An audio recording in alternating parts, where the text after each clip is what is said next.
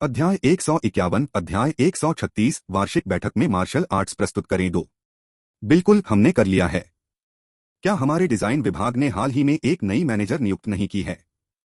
वह कॉलेज में मेरी सीनियर है, महिलाओं के जूतों और बैग्स की विशेषज्ञ। हालांकि वे कम समय में बाजार में नहीं आ पाएंगे, लेकिन इसे हमारी योजना के दूसरे चरण में शामिल किया जा सकता है। क्यूई यान ने उत्सुकता से अपने विचार रखे। ठीक है, जब तक बात कपड़ों की है, सभी पहलुओं को शामिल करने का कोई तरीका निकालो। हम नए साल के बाद ब्रांड वर्गीकरण योजना पर चर्चा कर सकते हैं, तांग किंग ने कहा। उसने आगे कोई सवाल पूछने की हिम्मत नहीं उठाई। उसके लिए फंडिंग देना ही काफी था और उसका मानना था कि पेशेवर काम पेशेवरों पर ही छोड़ देना बेहतर होगा। स्काई आई की निगरानी में कुछ भी गड़बड़ नहीं होनी चाहिए। हुम्फ, छोटे भाई, हमेशा एक लापरवाह प्रबंधक की तरह व्यवहार करते हो, क्यूई यान ने मुंह बनाया। बॉस टांग। तभी टांग क्विंग के पीछे से एक धीमी आवाज आई। जब टांग किंग ने मुड़कर देखा तो डिजाइन विभाग के दो सहायक प्रबंधक अपने सबसे अच्छे परिधानों में सजे हुए थे, एक सफेद और दूसरा नीला। वे दोनों साथ में इतने अच्छे लग रहे थे कि टांग किंग अपनी सहमति में सिर हिलाए बिना नहीं रह सका। उनकी अनोखी स्टाइल साफ दिखाई दे रही थी। उसे तो यह भी शक हो गया कि उन्होंने अपने परिधान खुद चुने हैं। शुरुआत में क्यूई यान की सहायक शू डैन टांग क्विंग के प्रति काफी सम्मान रखती थी, लेकिन उसके साथ ज्यादा बातचीत करने के बाद वह भी क्यूई यान की तरह थोड़ी शरारती होने लगी और अक्सर अपना प्यारा रूप दिखाने लगी। ऐसा नहीं था कि उसे टांग क्विंग में कोई दिलचस्पी थी, बस उसे वह मजेदार लगता था। इसलिए टांग क्विंग ने उसे अनदेखा कर दिया। शेन बहन, यहाँ आकर बैठो। छोटे भाई टांग, मैं शेन नियान हूँ। वह कॉलेज में मेरी सीनियर है, जूतों और बैग्स की विशेषज्ञ। वह अभी अभी विदेश से लौटी है और मैंने उसे तुरंत भर्ती कर लिया। इसलिए तुम्हें मेरा उचित धन्यवाद करना होगा, क्यूई यान ने डिजाइन विभाग की नई सहायक प्रबंधक को अपनी ओर खींचते हुए कहा। नमस्ते बॉस टैंग, शेन नियान ने विनम्रता से उनका अभिवादन किया। अगर उसकी पृष्ठभूमि क्यूई यान जैसी न होती और क्यूई यान का गर्मजोशी भरा निमंत्रण न होता तो वह यहाँ नहीं आती, जहाँ वेतन उसके पिछले वेतन का केवल 5वां हिस्सा है। लेकिन चूंकि चीन में रहने का खर्च कम है, इसलिए वह आराम से रह पा रही थी। नमस्ते बहन शेन, शेन तांग में आपका स्वागत है। कड़ी मेहनत करो और कंपनी तुम्हारे साथ गलत व्यवहार नहीं करेगी, टांग किंग ने उत्साहपूर्वक उत्तर दिया, यह देखते हुए कि वह इन पारंपरिक अभिवादनों में बेहतर हो रहा था। पब फ्यूचर विज्ञापन। बॉस टैंग, मेरा क्या होगा? शेन नियान के जवाब देने से पहले से नजरअंदाज किए गए जू डैन ने तुरंत हस्तक्षेप किया और धीरे से कहा, तुम कोई नए नहीं हो। दूर हटो, टांग किंग ने चिढ़कर कहा। तभी जू डैन ने नम आंखों से क्यूई यान को घूरा, मानो दयनीय लग रही हो। मैं बहुत दुखी हूं। बॉस टैंग अब मुझे नहीं चाहते। तुम्हें मेरे लिए खड़ा होना होगा, यान। शूक शूक, मेरे भाई के साथ फ्लर्ट मत करो, क्यूई यान ने हंसते हुए डांटा। मैं आपको अनदेखा कर रही हूं। बॉस टैंग, क्या आपको अपना बिस्तर गर्म करने के लिए किसी की जरूरत है? जू डैन ने टैंग क्विंग से प्यारी आवाज में पूछा, उसका लहजा और नजरें प्रलोभन से भरी थीं। आहम, कोई जरूरत नहीं है। चाय पी रहे टांग किंग का गला लगभग रुक गया। उसने सोचा, तुम्हारी हिम्मत है कि तुम कुछ भी कह सको। तो एक निजी मसाज सर्वेंट कैसा रहेगा? मेरे हुनर कमाल के हैं। जू डैन ने उसे आंख मारते हुए फ्लर्ट करना जारी रखा। जब भी वह टैंग किंग को इतना मजेदार देखती तो उसे थोड़ा चिढ़ाने से खुद को रोक नहीं पाती। लड़की, ढंग से पेश आओ। इतने सारे नेता मौजूद हैं। टांग क्विंग को अपना आपा खोते देख क्यूई यान तुरंत बीच बचाव करने के लिए आगे आया। हाँ, हमने कुछ नहीं देखा, यान काई खिलखिलाकर हंसा। जब भी वह टांग किंग को इन औरतों द्वारा छेड़े जाते और खुद को रोक न पाते देखता तो उसे यकीन हो जाता कि टांग किंग तो बस एक बच्ची है। इतने अमीर होने और हार्मोन्स के उतार चढ़ाव से भरी उम्र में भी खुद को नियंत्रित रखने की उसकी क्षमता ने यांग काई के मन में उसके लिए और भी ज्यादा सम्मान जगाया। दूसरे उपराष्ट्रपति बिना कुछ कहे केवल हंसते रहे। पब फ्यूचर द्वारा विज्ञापन। पब फ्यूचर विज्ञापन। टांग किंग ने अपना चेहरा ढक लिया और कुछ नहीं कहा। इस हंसी मजाक और छेड़छाड़ के बीच समय बीतता गया। 7:30 बजे जब अधिकांश कर्मचारी उपस्थित थे, शेन टांग वार्षिक बैठक आधिकारिक रूप से शुरू हुई। यांग काई ने सीधे मेजबान की भूमिका निभाई। नियमित स्वागत भाषण देने के बाद उन्होंने कंपनी के विकास इतिहास और आने वाले वर्ष की योजना के बारे में बताया। अगले वर्ष के मध्य तक करोड़ों डॉलर तक के निवेश की संभावना ने कर्मचारियों को खुशी से झूमने पर मजबूर कर दिया। इस दौर में इतने बड़े पैमाने पर निवेश दुर्लभ थे। इतने धनी बॉस के साथ वे भविष्य में और अधिक कमाई के प्रति आश्वस्त थे। सभी कंपनी के भविष्य को लेकर उत्सुक थे। अंत में, अब आइए हमारे बॉस टैंग का मंच पर स्वागत करें और कुछ शब्द कहें। सब लोग तालियां बजाएं। यांग काई ने माइक्रोफोन उठाते हुए तालियां बजाना शुरू किया। ताली ताली ताली ताली ताली। नीचे के कर्मचारी स्वाभाविक रूप से उनके पीछे चले गए। हालांकि यह बहुत नौकरशाही और औपचारिकतावादी लग रहा था, यह सोचकर कि पूरी दुनिया में ऐसी ही संस्कृति है और हर देश की नेतृत्व बैठकें इसी प्रक्रिया का पालन करती हैं, तान किंग ने सहजता दिखाई। पहले जब वह ताली बजाता था तो उसे नौकरशाही जैसा महसूस होता था, लेकिन अब जब वह तालियां बटोर रहा था तो उसकी सोच आश्चर्यजनक रूप से तेजी से बदल गई। वह यह सोचकर आहें भरने से खुद को नहीं रोक पाया कि आप कहाँ खड़े हैं, यह इस बात पर निर्भर करता है कि आप कहाँ बैठे हैं। टांग किंग को निश्चित रूप से इस परियोजना के बारे में पता था, इसलिए वह आत्मविश्वास से उठे और यांग काई के हाथ से माइक्रोफोन लेने के लिए आगे बढ़े। पीछे मुड़कर देखा तो सैकड़ों आंखें उसे घूर रही थीं। अनुभवी टांग किंग बिल्कुल भी घबराया नहीं था। सभी को नमस्कार। शेंग टैन परिवार में आपका स्वागत है। सच कहूं तो यहाँ खड़े होकर मुझे अभी भी थोड़ा घबराहट हो रही है। कंपनी की शुरुआत में मैनेजर यांग, मैनेजर क्यूई और अन्य लोग कंपनी का प्रबंधन करते थे, जबकि मैं बस उसे वित्त पोषित करता था। योगदान की यही कमी मुझे घबराहट और बेचैनी का एहसास कराती है। लेकिन इसका मतलब यह मत समझिए कि मैं भविष्य में कंपनी को और ज्यादा ऊर्जा दूंगा, क्योंकि मेरे पास असल में सिर्फ एक कंपनी नहीं है और आगे भी और होंगी। हालांकि मैं सीमित ऊर्जा के कारण आप सभी के साथ कंधे से कंधा मिलाकर काम नहीं कर सकता, फिर भी मैं आपको पूरा भरोसा दिलाता हूं कि जब तक आप कड़ी मेहनत करते रहेंगे, मैं इस कंपनी को असफल नहीं होने दूंगा, सिर्फ इसलिए कि मेरे पास कंपनी को वैश्विक स्तर पर ले जाने के लिए पर्याप्त पैसा है। यही एकमात्र चीज है जिसकी मैं गारंटी दे सकता हूं, टैंग किंग ने अंत में ऊंची आवाज में घोषणा की। पब फ्यूचर विज्ञापन। जाहिर है टांग क्विन के अनोखे भाषण से दर्शक दंग रह गए। टांग क्विन का कहना सीधा था, मैं अमीर हूं, तुम लोगों को बस कड़ी मेहनत करनी है। टांग क्विन के दूसरी कंपनियों के मालिक होने की बात पर उन्हें जरा भी आश्चर्य नहीं हुआ। इस अतिस्थानीय तानाशाह के लिए, जो आसानी से करोड़ों की पूंजी लगा सकता था, कुछ और व्यवसायों का मालिक होना स्वाभाविक ही था। यह देखकर कि उसने सबको स्तब्ध कर दिया है, टांग किंग मुस्कुराई और बोली, ठीक है, मैं अब और बकवास नहीं करूंगी। चलो अपनी महिलाओं के प्रदर्शन का आनंद लेने के लिए वापस चलते हैं। frugnovel.com। बिना कोई और शब्द बर्बाद किए टांग किंग ने अपना माइक्रोफोन लिया और नीचे उतर गए, जिसका दर्शकों ने जोरदार तालियों से जवाब दिया। कंपनी की महिला कर्मचारियों की प्रदर्शन करने की तीव्र इच्छा के कारण वार्षिक बैठक के प्रदर्शन के लिए साइन अप सूची पर डिजाइन विभाग का लगभग एकाधिकार हो गया था। यह देखकर दूसरे विभागों ने सोचा, ऐसा कैसे हो सकता है? अगर हमारे विभाग का एक भी प्रदर्शन नहीं हुआ तो ऊपर वाले क्या सोचेंगे? अंत में विचार विमर्श के बाद यह निर्णय लिया गया कि प्रत्येक विभाग में कम से कम एक नाटक होगा, लेकिन विभिन्न कटौतियों के बाद भी अधिकांश स्थान डिजाइन विभाग को ही मिले। टांग किंग को भी एक नोटिस मिला, जिसमें लिखा था कि उसे भी प्रदर्शन करना होगा। कुछ सोच विचार के बाद उसने तय किया कि वह उनका खेल नहीं खेलेगा और मिलिट्री बॉक्सिंग करने का फैसला किया। उसे किसी और तरह से मना न पाने पर क्यूई यान के दिमाग में एक विचार आया, उसे बिना शर्ट के प्रदर्शन करना था। शर्टलेस सैन्य मुक्केबाजी। यह सुनकर टांग किंग के पास कहने को शब्द नहीं बचे। उसे अपनी प्रतिष्ठा खोने का डर नहीं था, बल्कि उसे सनसनी पैदा करने की चिंता थी। ओरिजिन क्यूई द्वारा रूपांतरित होने के बाद उसका शरीर इतना परिपूर्ण हो गया था कि कभी कभी दर्पण में देखने पर वह भी मोहित हो जाता था। लेकिन क्यूई यान के चेहरे पर शरारती मुस्कान देखकर टांग किंग ने तुरंत पीछे हटने का निर्णय नहीं लिया। सोचा कि चलो कोई बात नहीं, और अपने चकाचौंध भरे प्रदर्शन से सबको चकाचौंध कर देने का निर्णय लिया। पहला कार्यक्रम डिजाइन विभाग की महिलाओं द्वारा एक समूह नृत्य था, जिसने टांग किंग को बिल्कुल भी आश्चर्यचकित नहीं किया। उस समय को देखते हुए जब वे दूसरी मंजिल पर इकट्ठी हुई थीं, महिलाओं का यह समूह निश्चित रूप से शांत स्वभाव का नहीं था, और इस तरह प्रदर्शन एक एक करके चलते रहे, लगातार नहीं। जाहिर है, क्योंकि सभी को अभी भी खाना था। हर 4 मिनट में एक नया प्रदर्शन होता था। डिजाइन विभाग के प्रदर्शन की तुलना में प्रशासन और बिक्री विभागों के प्रदर्शन थोड़े कमजोर थे, लेकिन सभी लोग बस मजे करने के लिए वहां थे और तुलना करने की कोई जरूरत नहीं थी। हालांकि अंत में एक कार्यक्रम रैंकिंग भी थी। आगे आज का सबसे रहस्यमयी भाग है और मिड शो का मुख्य आकर्षण भी। क्या कोई जानना चाहता है कि यह क्या है? इस बार मेजबान की भूमिका निभा रहे क्यूई यान ने रहस्यमयी ढंग से हंसते हुए कहा। अध्याय 152। अध्याय 137। बेफिक्री आह 1।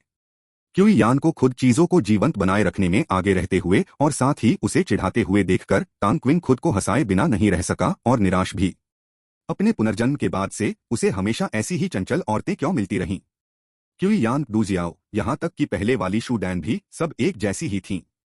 सबसे ज्यादा डरावनी तो डिजाइन विभाग की औरतें थीं। वे कुछ भी कहने की हिम्मत रखती थीं। क्या ऐसा इसलिए था क्योंकि वह बहुत ज्यादा सुंदर था? हाँ, बिल्कुल। यह सोचकर टांग किंग को संतुष्टि हुई। बेशक उसे असली वजह पता थी, वह कोई दिखावा नहीं करता था, सहज था और काफी जवान था, जिससे उन्हें लगता था कि वह उनके लिए पड़ोसी जैसा लड़का है। और हाँ, वह थोड़ा सुंदर भी था। हालांकि उसका अपना रुतबा बदलने और बॉस जैसा दिखावा करने का कोई इरादा नहीं था। एक दबंग सीईओ का रास्ता उसे रास नहीं आ रहा था। वैसे भी उसका आगे का सफर एकाकी ही होना तय था, इसलिए उसे लगा कि उसके आसपास ऐसे लोगों का समूह होना अच्छा है। देखना चाहते हैं? नीचे खड़ी भीड़ ने जवाब में जोरदार आवाजें निकाली, जो काफी देर तक गूंजती रहीं। पुरुष कर्मचारी सबसे ज्यादा उत्साहित थे। बदकिस्मती से कंपनी में ज्यादातर महिलाएं थीं, जिनमें से ज्यादातर डिजाइन विभाग में थीं, जिनमें काफी संख्या में सुंदरियां भी शामिल थीं। इसके अलावा डिजाइन विभाग की प्रमुख क्यूई यान एक कम ही दिखने वाली और मजबूत व्यक्तित्व वाली सुंदरी थीं, इसलिए इन लड़कों को स्वाभाविक रूप से उनका मनोरंजन करना पड़ा। उनकी प्रतिक्रियाएं सुनकर क्यूई यान हंसते हुए बोला, हाँ हाँ ठीक है, तो कृपया हमारे बॉस तान का सैन्य मुक्केबाजी के एक भावुक दौर का प्रदर्शन करने के लिए स्वागत करें। जैसे ही ये शब्द बोले, कई चेहरे मुरझा गए। सैन्य मुक्केबाजी? वह क्या बकवास था? उस प्रदर्शन में इतनी अच्छी बात क्या हो सकती है? भले ही यह एक भावुक दौर था, इससे शायद ही कोई फर्क पड़ेगा। खैर, जो भी हो, इस खूबसूरत अमीर युवा निर्देशक को अभिनय करते देखना फिर भी बहुत अच्छा होगा। और क्या उम्मीद की जा सकती है? यह देखकर कि भीड़ की प्रतिक्रिया बहुत तीव्र नहीं थी, क्यूई यान ने एक रहस्यमयी मुस्कान दी और कहा, हे आपने पहले भी मिलिट्री बॉक्सिंग देखी होगी और सुरक्षा विभाग के कर्मचारी भी इसे कर सकते हैं। लेकिन क्या होगा अगर बॉस टैन इसे बिना शर्ट के करें? क्या क्या बॉस टैन अपना शरीर दिखाने जा रहा था? यह सुनते ही भीड़ तुरंत उत्साहित हो गई। हालांकि मिलिट्री बॉक्सिंग दिलचस्प नहीं लग रही थी और बिना बैकग्राउंड म्यूजिक के कई लोगों को शर्मिंदगी भी महसूस हो सकती थी, लेकिन शर्टलेस वाला हिस्सा दिलचस्प था। कई हट्टे-कट्टे लड़के पहले से ही मन तांग किंग का मजाक उड़ा रहे थे कि वह तो बस खाल और हड्डी है, अपनी छाती फुला रहे थे, यह सोचकर कि वे ही असली मर्द हैं। हालांकि सभी लड़कियां तांग किंग पर ध्यान केंद्रित कर रही थीं और उन पर कोई ध्यान नहीं दे रही थीं। जो लोग वहां इस हंगामे का आनंद लेने आए थे, उन्हें इन बातों की कोई परवाह नहीं थी। एक पल के लिए शोर बढ़ गया, कई लोग सीटियां बजाने लगे। स्थिति बेकाबू होने वाली थी। बॉस टैन बहुत शक्तिशाली है, किसी ने शोरगुल बढ़ाते हुए कहा। मैं सचमुच बॉस टैन का फिगर देखना चाहती हूँ। बाहर से तो यह काफी अच्छा लगता है, एक थोड़ी आकर्षक महिला ने कहा। यह सिर्फ उसकी ऊंचाई और हड्डियों की बनावट की वजह से है।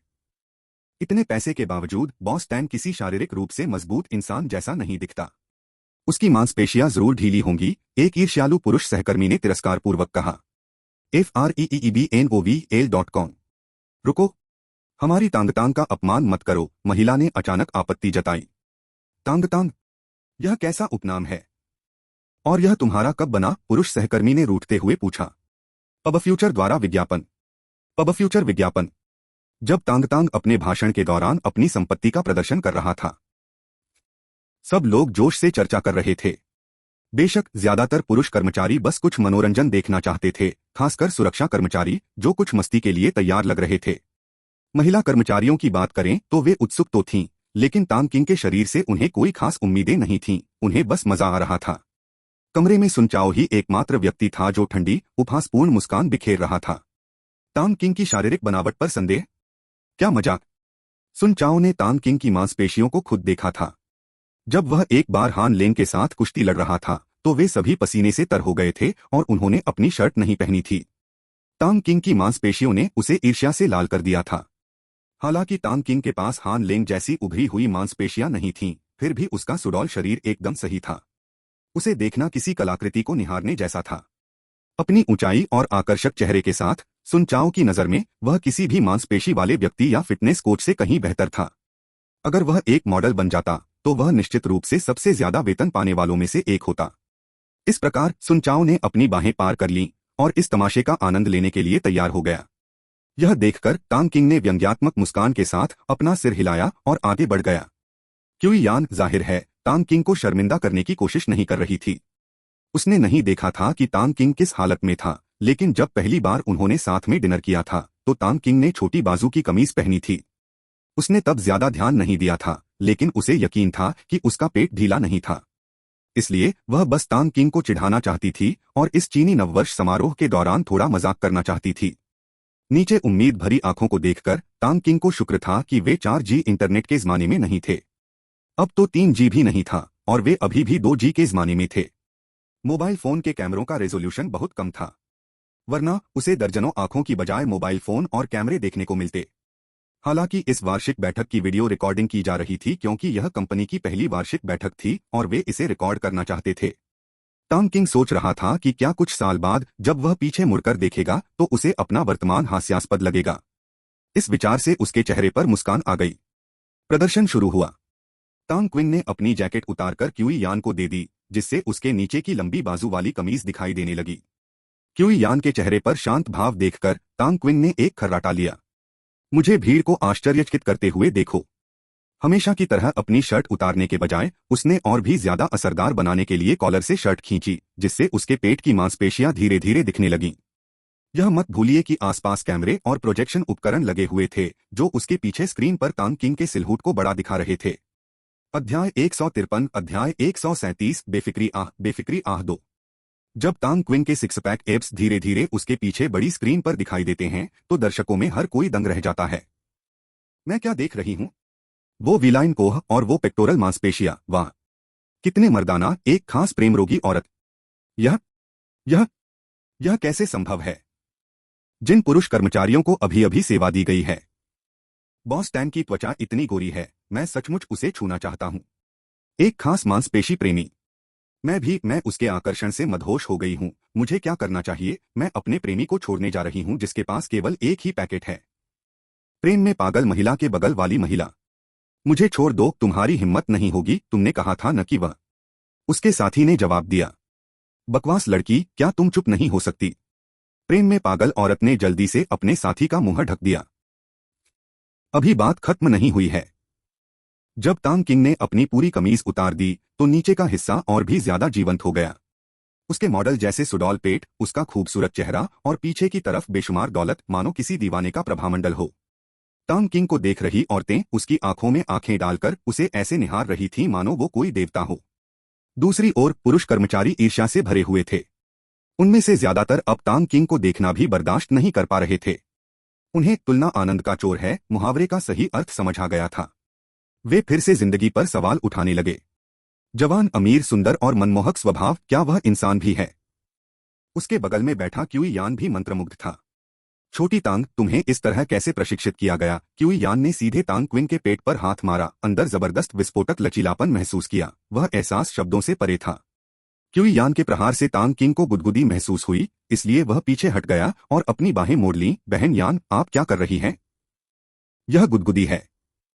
इस समय नीचे की सभी महिला कर्मचारी अपनी उम्र की परवाह किए बिना टांग किंग को देखकर मुस्कुरा रही थीं क्योंकि वह इतना सुंदर था कि उन सभी के मन में एक ही विचार था, वे वास्तव में उसकी मांसपेशियों को दबाना चाहती थीं। कुछ नहीं, अब बॉस टैन का प्रदर्शन देखते हैं। क्यूई यान होश में आई और शांति से बोली। उसे यह भी एहसास हुआ कि वह अभी थोड़ी मोहित हो गई थी। बात खत्म करने के बाद क्यूई यान मुड़ा और नीचे चला गया। टांग किंग ने भी अपनी भावनाओं को नियंत्रित किया और गहरी सांस ली। नीचे रखे डंडे की ओर मुंह करके उसने 10 सेकंड के लिए अपनी आंखें बंद कर लीं और सैन्य मुक्केबाजी की उस क्रिया को याद किया जिससे वह बहुत परिचित था। पब फ्यूचर विज्ञापन। बिना अपनी आंखें खोले वह बस शुरू हो गया। धनुष कदम पंच, गले पर जोरदार लात, घोड़े की मुद्रा में क्रॉस पंच, आंतरिक निष्कर्षण और ऊपरी हुक।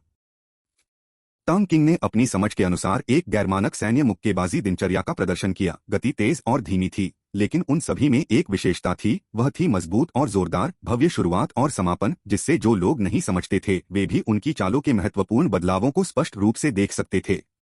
नीचे किसी ने एक शब्द भी नहीं कहा। वे सभी चुपचाप इस प्रदर्शन को देख रहे थे जो एक कला के रूप में लग रहा था। यहाँ तक कि व्यंजन परोसने वाले वेटर भी रुक गए और ध्यान से देखने लगे। उन्हें डर था कि कोई भी शोर टांग किंग को परेशान कर सकता है। बेशक यहाँ मूल क्यूई की भूमिका थी।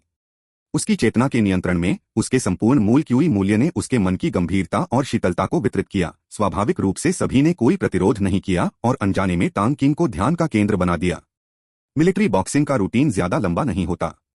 इसके अलावा टांग किंग ने सभी औपचारिक प्रक्रियाओं का पालन नहीं किया, इसलिए वह जल्दी ही खत्म हो गया। अंतिम चाल पूरी करने के बाद टांग किंग ने गहरी सांस छोड़ते हुए अपनी स्वयं की बनाई चाल के साथ समापन किया। धीरे धीरे अपनी आंखें खोलते हुए टांग किंग मुस्कुराया। इस मुस्कान ने कर्मचारियों की नींद उड़ा दी। पता नहीं किसने सबसे पहले तालियां बजाईं, लेकिन उसके तुरंत बाद लगातार तालियां बजने लगीं, जो काफी देर तक चलती रहीं। हालांकि यह अभी खत्म नहीं हुआ है। बॉस टैंग, इसे फिर से करो, कहीं से एक आवाज गूंजी। फिर तो यह अजय हो गया। बॉस टैंग, इसे फिर से करो। बॉस टैंग, एक बार और। जनता की भारी भावनाओं को देखते हुए टांग किंग नाराज नहीं हुआ। आखिरकार यह वार्षिक बैठक थी, मौजमस्ती कैसे न हो, आखिरकार वह इसे एक बार और तो कर ही सकता था। लेकिन क्यूई यान उसे इतनी आसानी से छोड़ने वाला नहीं था। इस बार बॉस टैंग से मिलिट्री बॉक्सिंग का प्रदर्शन न करवाएं। क्यों न हम बॉस टैंग से कोई गाना गाने को कहें। क्यूई यान ने माइक्रोफोन उठाया और सुझाव दिया। जब लोगों ने यह सुना तो वे और भी अधिक उत्साहित हो गए। पब फ्यूचर द्वारा विज्ञापन। पब फ्यूचर विज्ञापन। बॉस टैंग, गाओ। वह इस बार टांग किंग घबराया नहीं। आखिरकार यह सिर्फ गाना ही तो था। हालांकि उसका प्रदर्शन अभी सीमित था, फिर भी मंच पर डरने की कोई जरूरत नहीं थी। लेकिन वह कौन सा गाना गाए? टांग किंग गहरी सोच में पड़ गया। वह जानता था कि क्या करना है। टांग किंग को अचानक एक गाना याद आ गया जो इस मौके के लिए बिल्कुल सही था। उसे जितने गाने पता थे उनमें से आधे अभी रिलीज भी नहीं हुए थे और उसे गाने की हिम्मत नहीं हुई। एक बार जब टांग किंग ने अपना मन बना लिया तो उसने होटल के साउंड इंजीनियर से इसे बजाने के लिए कहा और निश्चित रूप से उनके पास यह गाना था। टांग किंग को मंच पर वापस गाते देख कमरा शांत हो गया। संगीत शुरू हुआ। कुछ लोगों ने यह गीत सुना था, लेकिन अधिकांश लोगों ने नहीं सुना था, क्योंकि यह the legend of sword and fairy का थीम गीत था, जिसे मुख्य भूमि चीन में एक सप्ताह से अधिक समय तक प्रसारित किया गया था। टांग किंग ने माइक्रोफोन लिया, गहरी सांस ली और गाना शुरू किया। वर्ष कभी शांत नहीं होते, पतझड़ की हवा भटकते भटकते थक जाती है। डूबता हुआ सूरज विदा होने को अनिच्छुक, दीवार पर टिका हुआ है, मुझसे अलग होने को अनिच्छुक। मेरे पिछले प्रेमी की फुसफुसाहटें ज्वार के साथ पूर्व की ओर बह गई हैं। पीछे मुड़कर देखने पर अतीत मेपल के पत्तों की तरह एक एक करके गिर गया है। शब्दों के अंत पर हंसना, प्राचीन लोग मूर्ख थे और आज का पागलपन व्यर्थ हो गया है। चाकू कुंद है, धार कुंद है, अनुग्रह समाप्त है, स्वप्न चकनाचूर है। नेली फटाडो का बॉडी पॉजिटिविटी के बारे में प्रभावशाली संदेश। हर ब्यूटी। कई वर्षों से मैं उड़ती लाल धूल के आर पार देख रहा हूं, लेकिन मैं इसके आर पार नहीं देख पाता। आत्मजाग के बावजूद भावनाएं एक ज्वलंत नायक की तरह बनी रहती हैं। गाना खत्म होता है, लोग तितर बितर हो जाते हैं, बाल सफेद हो जाते हैं, सुंदरता फीकी पड़ जाती है। मंद होती मोमबत्ती अनजाने में सूर्य से प्रतिस्पर्धा करती है, पतली होती जाती है। जब आंसू सूख जाते हैं और आंखों में खून भर जाता है तो बर्फ की झड़ी शून्य हो जाती है। यह the legend of sword and fairy का एक थीम गीत है जिसका नाम है साई ऑफ द वांडरर। जब लोगों का दुखद इतिहास होता है तो इस तरह का संगीत सुनना उनके दिल को गहराई से छू जाता है। टांग किंग भी इससे अछूते नहीं थे। जब उन्होंने विश्वविद्यालय के दौरान अपने पिछले जन्म में the legend of sword and fairy देखी थी तो यह गीत सुनते ही वे पूरी तरह मंत्रमुग्ध हो गए थे। खासकर नाटक के अंत में जब नायक ली शियाओयाओ को अपने सभी प्रियजनों के साथ मरते हुए देखा तो इस गीत को याद करते हुए वे बेकाबू होकर रोने लगे। टांग किंग जब यह गीत गा रहे थे तो वे बेहद भावुक हो गए थे। अपने पिछले जीवन में जब भी वे यह गीत सुनते तो उन्हें लिन जियाक्स्यू के दुखद निधन और बाद में वांग यान के साथ भाग्य के अंत की याद आती। अब उनके हृदय में दुहक और लाचारी की भावनाएं फिर से उमड़ पड़ी। उनकी मूल क्यू ने स्वाभाविक रूप से इस दुहक को चारों ओर फैला दिया। टांग किंग का दुहक, क्षति, भ्रम, पछतावा और अपने प्रियजनों का वियोग, ये भावनाएं और संवेदनाएं पूरे कमरे में फैल गईं। ज्यादातर महिलाएं पहले से ही आंसुओं से भरी थीं और कुछ पुरुषों की आंखें भी नम थीं। जब आंसू सूख जाते हैं और खून आपकी आंखों में भर जाता है तो बर्फ की झड़ी शून्य हो जाती है। गीत की अंतिम पंक्ति टांग किंग के मुंह से निकली। जब संगीत बंद हुआ तभी सभी लोग वास्तविकता में वापस आ सके। मंच पर अकेले खड़े व्यक्ति को देखना और स्क्रीन पर उसकी आंखों में दिख रही सुस्ती को देखना, वहां उपस्थित सभी लोग तुरंत ही टांग किंग के प्रशंसक बन गए। विशेष रूप से कमरे में मौजूद महिलाएं टांग किंग को देखते हुए उनकी आंखें उत्साह से भरी हुई थीं। इस बार किसी ने भी टांग किंग से दोबारा गाने का अनुरोध नहीं किया। उन्हें नहीं पता था कि इतनी कम उम्र में टांग किंग किस मुश्किल दौर से गुजर चुका है, लेकिन उसने जो उदासी दिखाई वह अभिनय जैसी नहीं लग रही थी। उसके चेहरे और हाव भाव से उन्हें असली दर्द दिखाई दे रहा था। हालांकि यह गीत के बोलों में दर्शाए गए प्रेमी के वियोग का दर्द नहीं था, लेकिन वे जानते थे कि यह सिर्फ एक साधारण दिल टूटने से कहीं बढ़कर था। नतीजतन टांग किंग को फिर से ऐसा दर्द सहने के लिए सभी को अपराधबोध और पछतावा हुआ। आज रात के लिए आप सभी का शुक्रिया। खूब खाओ, खूब पियो और अगले साल चलो मिलकर एक शानदार शेंग तांग बनाए। टांग किंग ने अपनी भावनाओं पर काबू पाया और मुस्कुराते हुए गहरी सांस ली।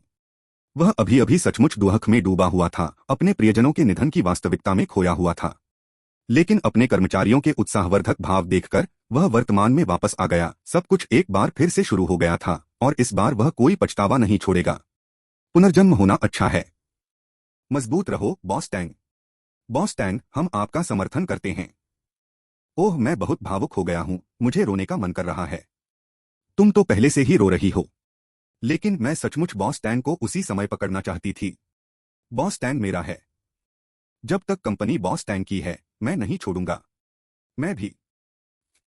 अध्याय 154 अध्याय 138 बहन को छूने दो, कृपया सदस्यता लें। एक the lament of A free spirit गाने के बाद अपनी सीट पर लौटते समय तांग किंग को शेंगतांग अपैरल के अधिकारियों ने अलग अलग निगाहों से देखा। खासकर यांग काई और लियू देसेंग जैसे वरिष्ठ अधिकारी कोई तुच्छ किशोर नहीं थे जिन्हें सिर्फ आकर्षक धुनों से मतलब होता था। उन्होंने जिंदगी के उतार चढ़ाव देखे थे और वे यह मानने में नासमझ नहीं थे कि तांग क्विन का गायन महज एक नाटक था। नहीं यह समझते थे कि यह सिर्फ दिखावा था, बल्कि उनका मानना था कि यह गीत तांग क्विन की भावनाओं को प्रतिध्वनित कर रहा था, जो कि बिल्कुल अलग बात है। हालांकि तांग किंग हमेशा सुर में नहीं रहते थे और कई बार तो एक आम आदमी भी समझ जाता था कि उनका सुर बिगड़ गया है, लेकिन इससे कोई फर्क नहीं पड़ता था। उनकी जबरदस्त संक्रामकता उनकी कमियों पर भारी पड़ती थी और किसी ने उनकी खामियों पर ध्यान नहीं दिया। गीत गायन में गायक की आवाज कितनी मधुर है, यह सबसे ज्यादा मायने नहीं रखता, बल्कि श्रोताओं के साथ तालमेल बिठाने की उसकी क्षमता मायने रखती है। अगर कोई गायक श्रोताओं के साथ तालमेल बिठा लेता है तो वह निश्चित रूप से सफल है। इस गीत के जरिए उनकी नजरों में तांग क्विन की छवि और भी व्यापक हो गई है, क्योंकि तांग क्विन अक्सर कंपनी में नहीं आते और जब आते भी हैं तो सिर्फ यांग काई और क्यूई यान से ही मिलते हैं। कई अधिकारियों का तांग क्विन से बहुत कम संपर्क रहा है, सार्थक बातचीत तो दूर की बात है। कुछ मुलाकातों के अलावा मुलाकात का कोई मौका ही नहीं मिलता। पब फ्यूचर विज्ञापन। उनकी पिछली धारणा में तांग किंग बस एक अमीर दूसरी पीढ़ी थी जिसके पास बहुत पैसा और हिम्मत थी, जिसने आवेग में या मजाक में यह कंपनी शुरू की थी। ऐसे व्यक्ति के पीछे अधिकारी स्वाभाविक रूप से घबराए हुए थे। उन्हें डर था कि यह अमीर उत्तराधिकारी बोर होने पर कंपनी बेच सकता है। भले ही शेंग तांग को अंततः बेच दिया गया या भंग कर दिया गया, उन्हें बस एक नए बॉस के पास जाना होगा। लेकिन उनकी उम्र और पद को देखते हुए उन्हें सिर्फ एक नौकरी से ज्यादा की जरूरत थी। उन्हें पहचान, अपनेपन का एहसास और उपलब्धि का एहसास चाहिए था। हालांकि आज उन्हें अचानक पता चला कि तांग क्विन का एक प्रतिभाशाली और बहुमुखी पक्ष है जो इतना आकर्षक है, खासकर the lament of a free spirit गीत जिसने सभी को अंदर तक प्रभावित किया। इससे उन्हें तांग क्विन के और भी करीब महसूस हुआ। ऐसे भावुक बॉस के साथ वे अपने बेचैन मन को शांत कर पाए और उन्हें कंपनी के प्रति एक जुड़ाव का एहसास होने लगा। तांग किंग ने कभी नहीं सोचा था कि सिर्फ एक गाना गाकर उसे सबकी पहचान मिल जाएगी। अगर उसे पता भी होता तो भी वह उसे दोबारा नहीं गाता। ऐसी घटना जीवन में एक बार ही होती है तो बेहतर है। अगर यह बार बार होती तो भावनात्मक प्रभाव कम हो जाता। जैसे सितारे अपना गाना कुछ बार गाने के बाद भावुक हो जाते हैं, लेकिन बार बार गाने के बाद कोई भावना नहीं बचती। बॉस टैंग, सिसकते हुए, आपने अभी अभी इतना मार्मिक गीत गाया कि मैं लगभग रो पड़ी। देखो, मेरा मेकअप खराब हो गया है। जैसे ही टैंग क्विन बैठी, जूडैन सबसे पहले झुकी और बोली। उसका गला भर आया और उसने रगड़ने से लगे अपने आईशैडो की ओर इशारा किया, मानो वह किसी से अनुग्रह मांग रही हो। तांग किंग हक्का बक्का रह गया। लगभग से तुम्हारा क्या मतलब है? तुम तो रो ही रहे थे। मेज पर बैठी कई महिलाओं की आंखों की नम पलकें देखकर उसे एहसास हुआ कि उसका प्रदर्शन कितना प्रभावशाली था। अगर उसकी मूल क्यूई का प्रभाव बढ़ता तो उसके संगीत समारोहों में आंसुओं की नदी बह निकलती। पब फ्यूचर द्वारा विज्ञापन। पब फ्यूचर विज्ञापन। ठीक है, मुझे दोष दो, जाओ अपना मेकअप ठीक करो। तुम न सिर्फ रोई बल्कि अपने आंसू पोंछने के लिए अपने हाथों का भी इस्तेमाल किया। तुम इसी लायक थीं। तांग किंग ने सिर हिलाते हुए और हंसते हुए कहा, मुझे कोई फर्क नहीं पड़ता, सब तुम्हारी गलती है। लेकिन अगर तुम मुझे बाद में अपने पेट छूने दोगी तो मैं तुम्हें माफ कर दूंगा। जूडैन अगले ही पल जोर से हंस पड़ी, मानो उसे ही सब कुछ अच्छा लग रहा हो। मेज पर बैठे सभी लोग तुरंत उसकी असली मंशा समझ गए और हंसी के मारे लोटपोट हो गए। तांग किंग, जो उस व्यक्ति का नाम था, ने बस मुंह सिकोड़ा और उसे अनदेखा कर दिया। लेकिन वह जानता था कि इस बार वह बच नहीं सकता। उसका उल्लंघन जरूर होगा। यह सोचकर तांग किंग ने जल्दी से एक केकड़ा उठा लिया ताकि अपनी घबराहट शांत कर सके। तांग किंग को अपनी उपेक्षा करते देख शूडैन को कोई फर्क नहीं पड़ा। कुछ बातचीत के बाद वह तांग किंग के स्वभाव को समझ गई थी। जब तक बात सिद्धांत की न हो वह नाराज नहीं होता। खासकर जब उसने तांग किंग को केकड़े की टांगों को बेरहमी से काटते देखा तो वह खुशी से हंस पड़ी। चेयरमैन बहुत प्यारा था। ही तो बात बन गई। शेन नियान, चलो अपना मेकअप ठीक करते हैं। सिस्टर यान, तुम भी चलो। चलो, बाद में हम सब उसे छूते हैं। मुझे पता है कि सिस्टर यान का मन नहीं भरा है, जू डैन ने कहा, और शेन नियान को फ्रेश होने और मेकअप दोबारा लगाने के लिए ले जाने वाली थी। और वह क्यूई यान को भी बुलाना नहीं भूली। थोड़ी देर रुको, तुम वहां उन लड़कियों को देख रही हो? क्यूई यान उठी नहीं, बल्कि उसने हॉल के प्रवेश द्वार की ओर इशारा किया और हंस पड़ी। सबकी नजरें प्रवेश द्वार की ओर मुड़ गईं। वह लड़कियां झुंड में समूहों में बाहर जा रही थीं, साफ तौर पर एक ही मकसद से, यह महसूस करते हुए कि कई मंजिलों पर स्थित शौचालय संभवतः भीड़ को समायोजित करने के लिए पर्याप्त नहीं थे। शेन नियान और जू डैन अपनी सीटों पर लौट आए। छोटे तांग, अभी अभी तुम्हारा गाना। उसके बगल में बैठी क्यूई यान ने आंसू पोंछे और गाना शुरू किया, लेकिन फिर बीच में ही रुक गई। एक स्वाभाविक रूप से मातृत्वपूर्ण स्वभाव होने के नाते उसने सहज ही सोचा कि तांग क्विन ने जो प्रदर्शन किया है उसके लिए उसे जरूर कोई भावनात्मक आघात पहुंचा होगा, वरना एक आम इंसान इतना गा ही नहीं सकता जिससे वहां मौजूद सभी लोग धोखा खा जाएं। ज्यादातर लोग मजे के लिए गाते हैं और ज्यादा से ज्यादा गाने के विषय के साथ तालमेल बिठाने के लिए गहरे और उदास होने का अभिनय करते हैं। वे भावनाओं का दिखावा करते हैं, लेकिन दिखावा तो दिखावा ही होता है। तांग क्विन के अभी के हाव भाव दिखावे के लायक नहीं थे। क्यूई यान सचमुच जानना चाहती थी, लेकिन तांग क्विन की दर्दनाक यादें ताजा करने से डरते हुए उसने अपनी जुबान बंद रखी। अध्याय 155, अध्याय 138, बहन को छूने दो, कृपया सदस्यता लें। 2 बहन यान, ज्यादा मत सोचो, मैं तो बस गाने के बोल बोल रहा था। The legend of sword and fairy नाटक वाकई दिल को छू लेने वाला है, मुझे कोई दुख नहीं है, तांग किंग ने क्यूई यान की चिंता समझते हुए कहा, लेकिन जाहिर है वह इसे कभी स्वीकार नहीं करेगा। अपने पिछले जीवन के बोझ को उसे इस जीवन के लोगों के सामने लाने की जरूरत नहीं थी। सच में क्यूई यान को शक हुआ। उसे यकीन नहीं था कि तांग क्विन सिर्फ अभिनय कर रहा है। अगर ऐसा होता तो अपने भीड़ नियंत्रण कौशल से वह आसानी से एक पॉप स्टार बन सकता था। हालांकि यह सोचना बेतुका था कि तांग क्विन जैसा अमीर व्यक्ति गायक बनना चाहेगा। मनोरंजन उद्योग में वाकई कई छिपे हुए दिग्गज थे, लेकिन वे कला से सच्चा प्यार करते थे। दूसरी ओर तांग क्विन कंपनी में अपनी अनुपस्थिति के लिए कुख्यात था, उससे गायन और अभिनय के लिए रोजाना समय निर्धारित करने की उम्मीद करना बिल्कुल बेतुका था। बिल्कुल सही, मैं थोड़ा फ्रेश होने जा रहा हूं, तांग किंग ने जवाब दिया। क्यूई यान के साथ इस विषय पर ज्यादा देर तक बात नहीं करना चाहता था। मिलिट्री बॉक्सिंग के एक राउंड पर ध्यान केंद्रित करने के बाद वह पसीने की एक पतली परत से ढका हुआ था। उस ठंडे पसीने का तो जिक्र ही न करें जो उस बदमाश महिला शू डैन ने पहले उसे डराकर निकाल दिया था। तभी क्यूई यान ने देखा कि तांग क्विन अभी भी बिना शर्ट के था।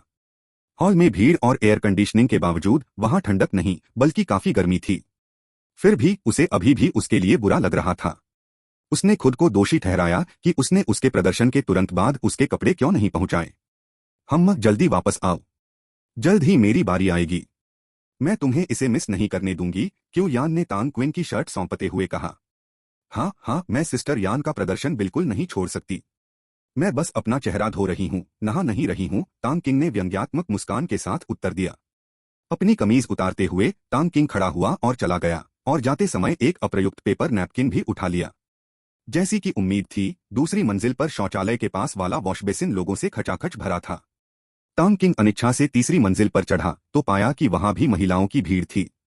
आक्रमण से बचने के लिए वह बिना कुछ कहे तेजी से चौथी मंजिल पर चला गया। अंततः सातवीं मंजिल पर उन्हें एक ऐसा शौचालय मिला जिसमें उनकी कंपनी की कोई महिला कर्मचारी नहीं थी। वॉशबेसिन पर तांग किंग ने रुमाल भिगोया, अपना चेहरा पोंछा और फिर से नहाया। फिर उसने टॉयलेट पेपर से खुद को सुखाया, अपनी कमीज पहनी और खुद को आईने में देखा। अपने प्रतिबिंब से संतुष्ट होकर उसने अंगूठा दिखाया। हमेशा की तरह सुंदर, उसने सोचा। जैसे ही वह जाने वाला था, छोटी टैंक, उसके पीछे से एक हैरान कर देने वाली आवाज आई। तांग किंग ने 1 सेकंड से भी कम समय में उसे पहचान लिया, यह झोली की आवाज थी। पीछे मुड़कर तांग किंग ने देखा कि वहां 3 लोग खड़े थे, झोली, यान गुआंगटिंग और यान फेई। यान फेई को देखकर तांग किंग ने अपनी भौहें सिकोड़ लीं। तांग किंग को देखते ही यान फेई सहज ही पीछे हट गया और यान गुआंगटिंग के पीछे छिप गया, अपना सिर नीचे कर लिया और उससे नजरें मिलाने से बच गया। पिछली घटनाओं को याद करके वह और भी ज्यादा डर गया था और आखिरकार तांग किंग को एक दुर्जेय जानवर समझने लगा था जिससे हर कीमत पर बचना था। हाय अंकल झो, अंकल यान, तांग किंग ने विनम्रता से अभिवादन किया।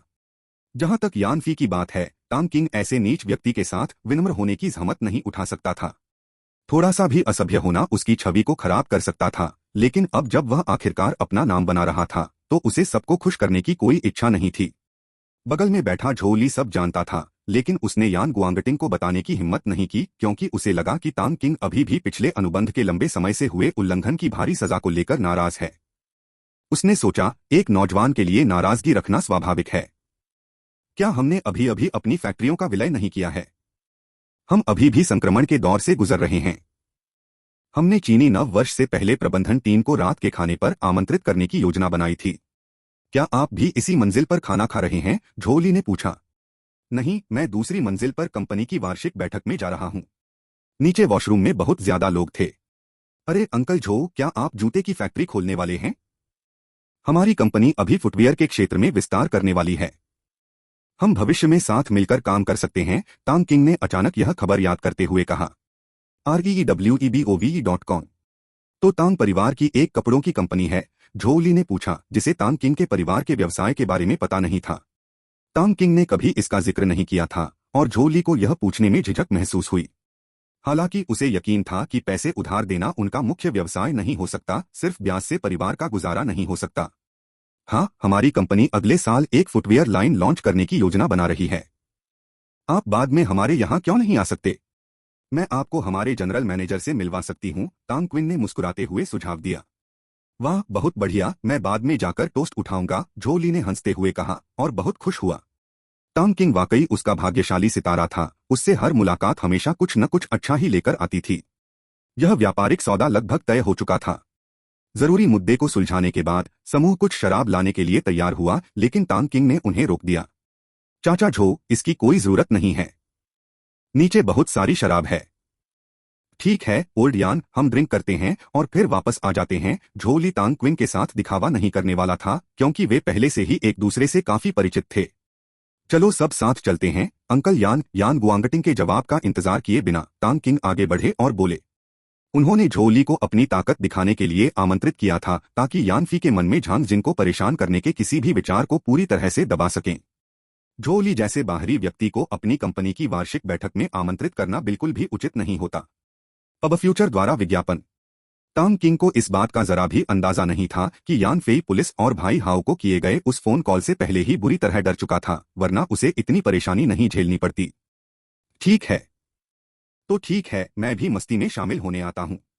मैं भी यह जानने को उत्सुक हूँ कि किस तरह के माता पिता तुम्हारे जैसे होनहार युवक का पालन पोषण कर सकते हैं, यान गुआंगटिंग ने हंसते हुए कहा। तांग किंग द्वारा अपने जैसे कम उपयोगी व्यक्ति को दिए गए निमंत्रण पर आश्चर्य के बावजूद वह मना करके तांग किंग को नाराज नहीं करना चाहता था। उनकी बातचीत समाप्त होने के बाद तीनों तांग किंग के पीछे लिफ्ट तक चले गए। अंकल यान बहुत दयालु हैं, लेकिन मुझे डर है कि इस बार मैं आपको निराश कर दूंगा। मेरे माता पिता यहाँ नहीं हैं, क्योंकि यह कंपनी मेरी है, तांग क्विन ने विनम्रता से उत्तर दिया। यह कंपनी तुम्हारी है? झोली ने चौंक कर पूछा। उसे लगा कि यह तांग क्विन की पारिवारिक कंपनी की वार्षिक बैठक है और वह तांग क्विन के माता पिता से मिलने के लिए भी उत्सुक था। लेकिन ऐसा लग रहा था कि वह अपनी हद पार कर रहा था। उसके सामने बैठा युवक एक के बाद एक सरप्राइज लेकर आया था। हाँ, यह सही है। ठीक है, हम यहाँ हैं। लिफ्ट जल्दी से दूसरी मंजिल पर पहुंच गई। डिंग। जैसे ही लिफ्ट का दरवाजा खुला, तांग क्विन सबसे पहले बाहर निकली। शेंग तांग के कई कर्मचारी अभी भी अपना मेकअप ठीक करने के बाद लगातार लौट रहे थे। हर कोई तांग क्विन के शानदार प्रदर्शन की चर्चा कर रहा था। उस समय एक साहसी और सुंदर डिजाइनर तेजी से तांग क्विन की ओर बढ़ी और प्रसन्नतापूर्वक बोली, बॉस तांग, आपने अभी बहुत अच्छा गाया और आपकी सैन्य मुक्केबाजी शैली वाकई शानदार थी। लेकिन अगली बार क्या आप हमारे लिए कोई और ज्यादा उत्साहवर्धक गीत गा सकते हैं? यह तो बहुत ही उदास था। तांग किंग ने उसे पहचान लिया कि वह उन लोगों में से एक है जिन्होंने पिछली बार उसे देखा था। उसकी निर्भीकता से उसे कोई आश्चर्य नहीं हुआ। उसने उसकी आंखों में प्रशंसा और दया के भाव भी देखे, जिससे वह थोड़ा शर्मिंदा हुआ। जरूर अगली बार मैं इसे बदल दूंगा, तांग किंग ने जल्दी से उसे आश्वस्त किया। झो ली और बाकी लोगों को, जो अभी अभी तांग किंग के पीछे लिफ्ट से उतरे थे, देखकर डिजाइनर ने अंदाजा लगाया कि वे तांग किंग के दोस्त हैं। आगे कुछ न कहते हुए उसने एक प्यारा सा चलते रहो इशारा किया और खुशी खुशी अपने समूह में वापस आ गई। उसके सहकर्मियों ने उस पर सवालों की बौछार कर दी और कंपनी के पुरुष आदर्श के साथ हुई उस संक्षिप्त बातचीत के कई संस्करण बनाने को आतुर हो गए। छोटी टैंग, क्या वह आपकी कर्मचारियों में से एक है? वह काफी दिलचस्प लग रही है, झो ली हंसा। आखिरकार ऐसे ज्यादा कर्मचारी नहीं थे जो बातचीत शुरू करने और सीधे फीडबैक देने की हिम्मत कर पाते। लेकिन टैंग किंग की कम उम्र और उनके विनम्र स्वभाव को देखते हुए झो ली ने तुरंत स्वीकार कर लिया। हाँ, वे सब बहुत अच्छे हैं, टांग किंग ने मुस्कुराते हुए सिर हिलाया। हालांकि वे अक्सर उसे धमकाते रहते थे, लेकिन जब तक वे कोई सीमा नहीं लांघते थे उसे कोई आपत्ति नहीं थी। दरअसल उसे इस तरह के वरिष्ठ-अधीनस्थ रिश्ते में बहुत मजा आता था, यह काफी सुकून देने वाला था। समूह टांग किंग के पीछे भोज हॉल में चला गया। अध्याय 156 अध्याय 139 कारण मत पूछो, हर कोई दोस्त है एक। हालांकि झो ली और उनके साथी इससे पहले कभी झेंगयुआन ग्रैंड होटल की दूसरी मंजिल पर नहीं गए थे, लेकिन उन्होंने क्विंगयान शहर के सबसे बड़े इंडोर बैंक्वेट हॉल के बारे में सुना था। उन्होंने शुरू में सोचा था कि टांग किंग की कंपनी बस एक छोटी सी कंपनी होगी जिसमें शायद सिर्फ दर्जनों लोग होंगे। आखिरकार टांग किंग अभी स्कूल में था। उसके पास कंपनी चलाने का समय कैसे हो सकता था? दर्जनों लोगों की रोजी रोटी तो कोई मामूली बात नहीं थी। उन्होंने मान लिया कि उसने अपने परिवार के पैसों से ही यह जगह बुक की होगी। हालांकि जैसे ही उन्होंने मुख्य द्वार से प्रवेश किया और बैंक्वेट हॉल में सैकड़ों लोगों को देखा तो वे तीनों अचंभित रह गए। क्या हो रहा था? क्या ये सभी लोग टांग किंग के कर्मचारी थे? क्या वे मजाक कर रहे हैं? ऐसा लग रहा था जैसे सैकड़ों लोगों का जमावड़ा हो। क्या वे गलत जगह चले गए? लेकिन वास्तविकता यह थी कि ऐसा नहीं था, क्योंकि झेंगयुआन ग्रैंड होटल की केवल दूसरी मंजिल पर ही इतना बड़ा बैंक्वेट हॉल था। छोटे टांग, क्या ये सब तुम्हारी कंपनी के कर्मचारी हैं? झो ली ने आश्चर्य से पूछा। बेशक वह जानता था कि उसका सवाल बेतुका था, लेकिन सामने का दृश्य देखकर वह सचमुच चौंक गया। यहाँ लोगों की संख्या उसकी फैक्ट्री से भी ज्यादा थी। यान गुआंगटिंग की फैक्ट्री को मिलाकर भी उनकी संख्या इस संख्या से ज्यादा नहीं थी। और सबसे जरूरी बात, ये सैकड़ों लोग शायद टांग किंग की कंपनी के सभी कर्मचारी भी नहीं होंगे। हालांकि यह विशाल कंपनी कम से कम उसके दृष्टिकोण से वास्तव में उसके सामने बैठे युवक की थी। उसके माता पिता कितने दयालु थे कि उन्होंने ऐसा होने दिया।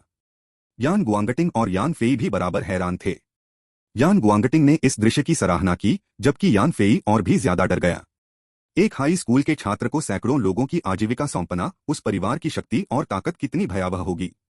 अरबों की संपत्ति वाला कोई परिवार या कबीला ही ऐसा करने की हिम्मत कर सकता है। उस पल के बारे में सोचते हुए जब टांग क्विंग ने उसे थप्पड़ मारा था, यान फेई को अब लगा कि वह इसे पूरी तरह से स्वीकार कर सकता है। एक ऐसा व्यक्ति जो सैकड़ों या उससे भी ज्यादा लोगों की आजीविका पर नियंत्रण रखता है, उसे नुकसान पहुंचाने के लिए आगे नहीं बढ़ा। आखिरकार ये तो बस कुछ थप्पड़ ही थे जो उसे पहले से ही कुछ इज्जत दे रहे थे। धिक्कार है, नए साल के बाद वह यह शहर छोड़ देगा। भविष्य में टांग क्विंग के प्रभाव क्षेत्र में रहने के बारे में सोचकर यान फेई को बेचैनी का एहसास हुआ। खासकर जब उसने सोचा कि झांग जिंग अक्सर टांग क्विंग से मिल सकता है। अगर किसी दिन उसने उसके शर्मनाक अतीत का खुलासा कर दिया और अगर टांग क्विंग को यह पता चल गया और उसने उससे निपटने का फैसला किया तो वह बड़ी मुसीबत में पड़ जाएगा। यह सोचकर यान फेई का चेहरा पीला पड़ गया। हाँ, मेरे पीछे आओ, मैं तुम्हें अपनी कंपनी के जनरल मैनेजर और दूसरे लोगों से मिलवा दूंगा। अगले साल हमारी कंपनी जूते और बैग के उत्पाद भी जोड़ेगी। जैसा कि कहा जाता है, क्यों न फायदे सिर्फ अपने ही दायरे में रहें, टांग किंग ने मुस्कुराते हुए कहा। वह यान फेई की प्रतिक्रिया से बहुत संतुष्ट था। बाकी दोनों के सदमे की बात करें तो उसे इसमें कोई दिलचस्पी नहीं थी। अगर यान फेई को डराने के लिए नहीं होता तो वह ऐसी उबाऊ चाल नहीं चलता। बिना किसी उद्देश्य के दिखावा करना शर्मनाक था। अच्छा। झो ली और अन्य लोग जल्दी से उसके पीछे चले गए। यह देखकर कि आसपास ज्यादातर महिलाएं लड़कियां थीं, झो ली और यान गुआंगटिंग खुद को चकित हुए बिना नहीं रह सकी। डिजाइन का काम करने वाली इन लड़कियों में स्वाभाविक रूप से सजने संवरने का हुनर था। भले ही वे आलीशान कपड़े न खरीद पा रही हों, फिर भी वे खुद ही अपने लिए एक उपयुक्त पोशाक तैयार कर लेती थीं। यह नजारा किसी खिले हुए फूलों के बगीचे जैसा था।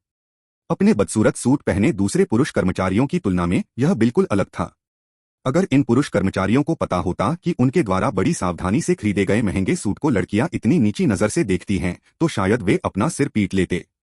हालांकि यान फेई भी उत्साह से उबल रहा था और उसके मन में अश्लील विचार आ रहे थे, फिर भी उसने बहुत ज्यादा घूरने की हिम्मत नहीं की। आखिरकार वह उनके क्षेत्र में था। वह भी स्तरों के बीच की असमानता पर आहें भरने से खुद को नहीं रोक सका। उनके कारखाने की वर्दीधारी महिला कर्मचारियों की तुलना में यहाँ की महिलाएं नारीत्व के मामले में उनसे स्पष्ट रूप से आगे थीं। इससे यान फेई को गहरी हीनता का एहसास हुआ। टांग किंग कई लोगों को यान काई की मेज पर ले गया। तब तक क्यूई यान और बाकी लोग अपना मेकअप पूरा कर चुके थे। टांग किंग को लोगों को लाते देखकर सभी को स्वाभाविक रूप से आश्चर्य हुआ। एक चौकस उपप्रबंधक ने जल्दी से नेताओं के लिए शराब परोसी। ठीक उसी समय जब टांग किंग परिचय कराने वाला था, चाचा झो क्यूई यान ने टांग क्विंग के पीछे झो ली को देखते हुए आश्चर्य से कहा, बहन यान, क्या आप एक दूसरे को जानती हैं? तांग किंग ने आश्चर्य से पूछा। यह एक बेतुका लेकिन अपरिहार्य प्रश्न था। लेकिन जैसे ही उसने बोलना समाप्त किया, उसे याद आया कि झोली की जूते की फैक्ट्री क्यूई यान की फैक्ट्री के बहुत पास बस कुछ ही मिनटों की दूरी पर थी। उनके बीच एक दूसरे को जानना कोई असामान्य बात नहीं थी। हाँ अंकल, झो की फैक्ट्री हमारी फैक्ट्री के बगल में हुआ करती थी। बाद में वे यहाँ आ गए। आप दोनों एक दूसरे को कैसे जानते थे? क्यूई यान ने खुशी से कहा। हाई स्कूल के दौरान कम दूरी और कोई प्रतिस्पर्धा न होने के कारण दोनों परिवार एक दूसरे के बहुत करीब थे। वह अक्सर जूते की फैक्ट्री में खेला करती थी और झोली अक्सर उसे जूते दे दिया करता था, जिससे वे एक दूसरे से बहुत परिचित हो गए थे। लेकिन विश्वविद्यालय में प्रवेश के बाद वह उनसे बहुत कम मिलती थी, इसलिए अब उनसे मिलना स्वाभाविक रूप से बहुत अच्छा लगता था। अब फ्यूचर द्वारा विज्ञापन। यह वैसा ही है जैसे मैं तुम्हें जानता था। अब तो और भी अच्छा लग रहा है क्योंकि तुम एक दूसरे को जानते हो। जब मैं झोली से मिला था तो सोच रहा था कि नए साल के बाद हमारी कंपनी जूते और बैग का कारोबार शुरू करेगी और मैं एक दूसरे से परिचय कराने का इरादा रखता था।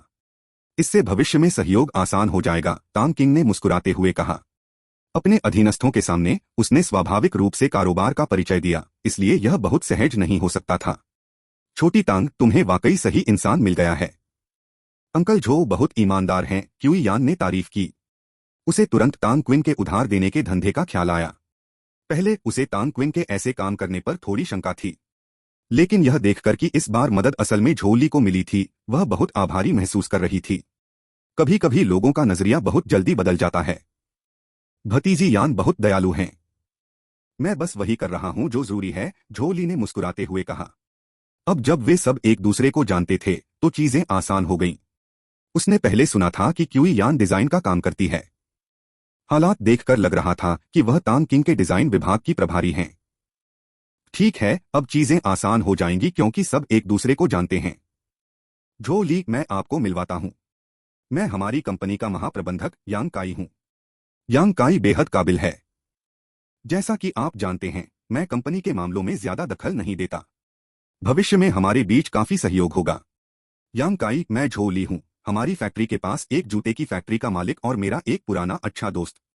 अगर भविष्य में भी ऐसी ही परिस्थितियों में कोई व्यवसाय होगा तो हम पहले उसकी जूते की फैक्ट्री पर विचार कर सकते हैं, तांग किंग ने परिचय कराया।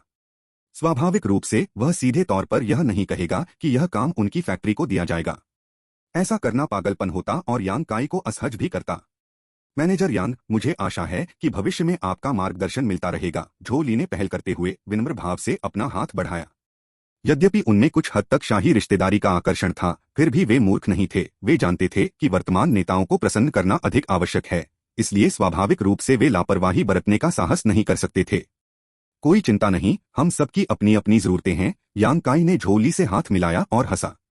इसके बाद दूसरी कंपनी के मैनेजरों का परिचय कराया गया। एक एक करके टोस्ट करने की बजाय अंत में सामूहिक जयकारे हुए। तांग किंग बेशर्मी से पूरे समय फ्रूट बियर पीता रहा। झो ली जानता था कि इस जगह पर रुकना ठीक नहीं है। अगर वह अगले साल शेंग तांग की वार्षिक बैठक में एक व्यावसायिक साझेदार के रूप में शामिल होता तो ठीक रहता। फिर भी फिलहाल उसके पास ऐसी कोई हैसियत नहीं थी। लोगों को यह पता होना अच्छा था कि कब पीछे हटना है। हालांकि वह क्यूई यान और तांग किंग को जानता था, फिर भी भविष्य में उसका व्यवहार मुख्यतः उन लोगों से था जिन्हें वह नहीं जानता था। इसलिए उसने जल्दी छुट्टी लेने और धीरे धीरे रिश्ते बनाने का फैसला किया। तो सारे टोस्ट के बाद झो ली ने माफी मांगी और यान गुआंगटिंग के साथ वहां से चला गया। ऊपर उन्हें कुछ जरूरी काम था। आखिरकार बहुत से लोग उनका इंतजार कर रहे थे। झो ली के जाने से क्यूई यान के प्रदर्शन की शुरुआत हुई। हैरानी की बात है कि क्यूई यान ने ओकारिना बजाने का फैसला किया। दरअसल वह एक बहुमुखी प्रतिभा की धनी महिला थीं। जब तांग किंग सोच रहा था कि क्यूई यान क्या बजाने वाला है तो एक परिचित धुन गूंज उठी। तांग किंग को हैरानी हुई कि क्यूई यान यह टुकड़ा बजा सकता है। तकनीकी रूप से यह ज्यादा मुश्किल नहीं था, लेकिन यह एक क्लासिक था। नेली फटाडो का बॉडी पॉजिटिविटी के बारे में प्रभावशाली संदेश। हर ब्यूटी। अपने पिछले जन्म में उन्होंने इस धुन की एक उच्च गुणवत्ता वाली ध्वनि फाइल अपने कंप्यूटर में संग्रहित कर रखी थी। वह खुद को रोक नहीं सका। धुन इतनी सम्मोहक थी कि वह वाद्य संगीत से उत्पन्न भावनाओं में डूबकर उसे बार बार सुनता रहा। यह गृहनगर का मूल दृश्य था जो पहले भी अनेक क्लासिक कृतियों में दिखाई दे चुका था। जब भी तांग किंग यह धुन सुनता, उसे अपने शहर और उसके लोगों की याद आ जाती। फिर वह भोर तक इस धुन को बार बार बजाता रहता। 4.5 मिनट के बाद ओकारिना संगीत बंद हो गया। दर्शकों की ओर से लगातार तालियां बजती रहीं। यह रचना इस अवसर के लिए उपयुक्त थी क्योंकि इसने घर की याद दिला दी। अगले दिन सभी घर जाने वाले थे। कुछ बाहरी कर्मचारियों ने, जैसे उस महिला कर्मचारी ने जिसने पहले टैंक किंग को गाते सुना था, आंसुओं से अपना मेकअप खराब कर लिया था। फिर भी उन्हें लगा कि यह इसके लायक था। आप सभी का धन्यवाद। मुझे उम्मीद है कि आप सभी घर लौटकर अपने परिवारों के साथ अच्छा समय बिताएंगे और अपने गृहनगर फिर से जाएंगे। आने वाले साल में आइए हम कड़ी मेहनत करें। धन्यवाद। माइक्रोफोन पर बोलते हुए क्यूई यान की आंखों में आंसू आ गए। एक ही धुन अलग अलग लोगों में अलग अलग यादें जगा सकती है। उसे अपने गृहनगर में अपनी दादी दादा द्वारा बनाए गए पकौड़े याद आए, साथ ही कई अन्य स्नेही और पुराने पल भी। उसके दादा दादी का देहांत हो चुका था और अब उसे घर की याद नहीं आती थी। अपनी प्रस्तुति के आधे समय में वह लगभग रो पड़ी, लेकिन उसने खुद को रोक लिया। क्यूई यान के भाषण समाप्त होते ही तालियों की गड़गड़ाहट और भी तेज हो गई। टैंक किंग की आंखों में भी आंसू थे।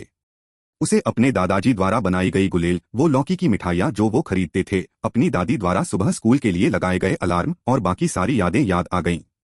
सब कुछ धुंधला गया था। कभी के दयालु चेहरे दूर हो गए थे, बस उसकी यादों में ही रह गए थे। टैंक किंग रोना चाहता था। शायद बड़े होने की कीमत बहुत दर्दनाक थी। प्यार की तरह स्नेह भी आत्मा में समा जाता था, एक ऐसा दर्द देता था जो समय से परे था। जैसे ही क्यूई यान मंच से नीचे उतरी, टैंक क्विन जल्दी से खड़ी हुई और उसे एक टिश्यू पेपर दिया। टैंक क्विन की आंखें भी लाल थीं। यह देखकर वह हंसे बिना नहीं रह सकी, जिससे उसकी आंखों से आंसू छलक पड़े। क्यूई यान को हंसी के आंसू बहाते देख टैंक किंग भी हंस पड़ा। दोनों ने एक शब्द भी नहीं बोला। हर कोई एक ही गीत से प्रभावित था, जिससे कोई भी अजनबी नहीं था। सभी का मूड हल्का करने के लिए निम्नलिखित प्रदर्शन अधिक खुशनुमा थे, जिनमें बच्चों का गीत कैचिंग लोच भी शामिल था, जिसने सभी को आनंदित किया। बेशक महिलाओं को सबसे ज्यादा आनंद तब आया जब टैंक किंग पर महिलाओं के एक समूह द्वारा बारी बारी से हमला किया गया। इस प्रकार शेंग टैंक की पहली वार्षिक बैठक खुशी और आश्चर्य के साथ समाप्त हुई। औपचारिक छुट्टियां कल से शुरू होंगी। अध्याय 157। अध्याय 140। सड़क बंद, वोट के लिए अनुरोध। 6 फरवरी की सुबह टैंक किंग और लिन जियाक्स्यू ने घर की यात्रा शुरू की। पिछली सीट पर बैठे लिन जियाक्स्यू का नर्म हाथ कसकर पकड़े और खिड़की से नजारे को देखते हुए टैंक क्विन एक ऐसी आशंका से भर गया जो उसे पिछले एक दशक से भी ज्यादा समय से महसूस नहीं हुई थी। लिन जियाक्स्यू ने टैंक क्विन की गहरी पुरानी यादों को भांपते हुए धीरे से उसके कंधे पर झुक गई और बिना कुछ बोले उसके हाथ पर पकड़ का जवाब दिया। वह वांग यान से बहुत अलग थी। लिन जियाक्स्यू ज्यादा बातूनी नहीं थी और अपनी भावनाओं को कार्यों के माध्यम से व्यक्त करती थी, जबकि वांग यान खुली और स्पष्टवादी थी। जो कुछ भी उसके मन में था उसके बारे में खुलकर बात करती थी, खासकर जब उनका रिश्ता पूरी तरह से स्थापित हो गया था। सुन चाओ पहली बार लिन जियाक्स्यू से मिला था। इससे पहले वह हमेशा यही सोचता था कि टैंक किंग जैसे आदर्श पुरुष के लिए कैसी स्त्री उपयुक्त होगी और टैंक किंग का दिल किस प्रकार की स्त्री जीत पाएगी।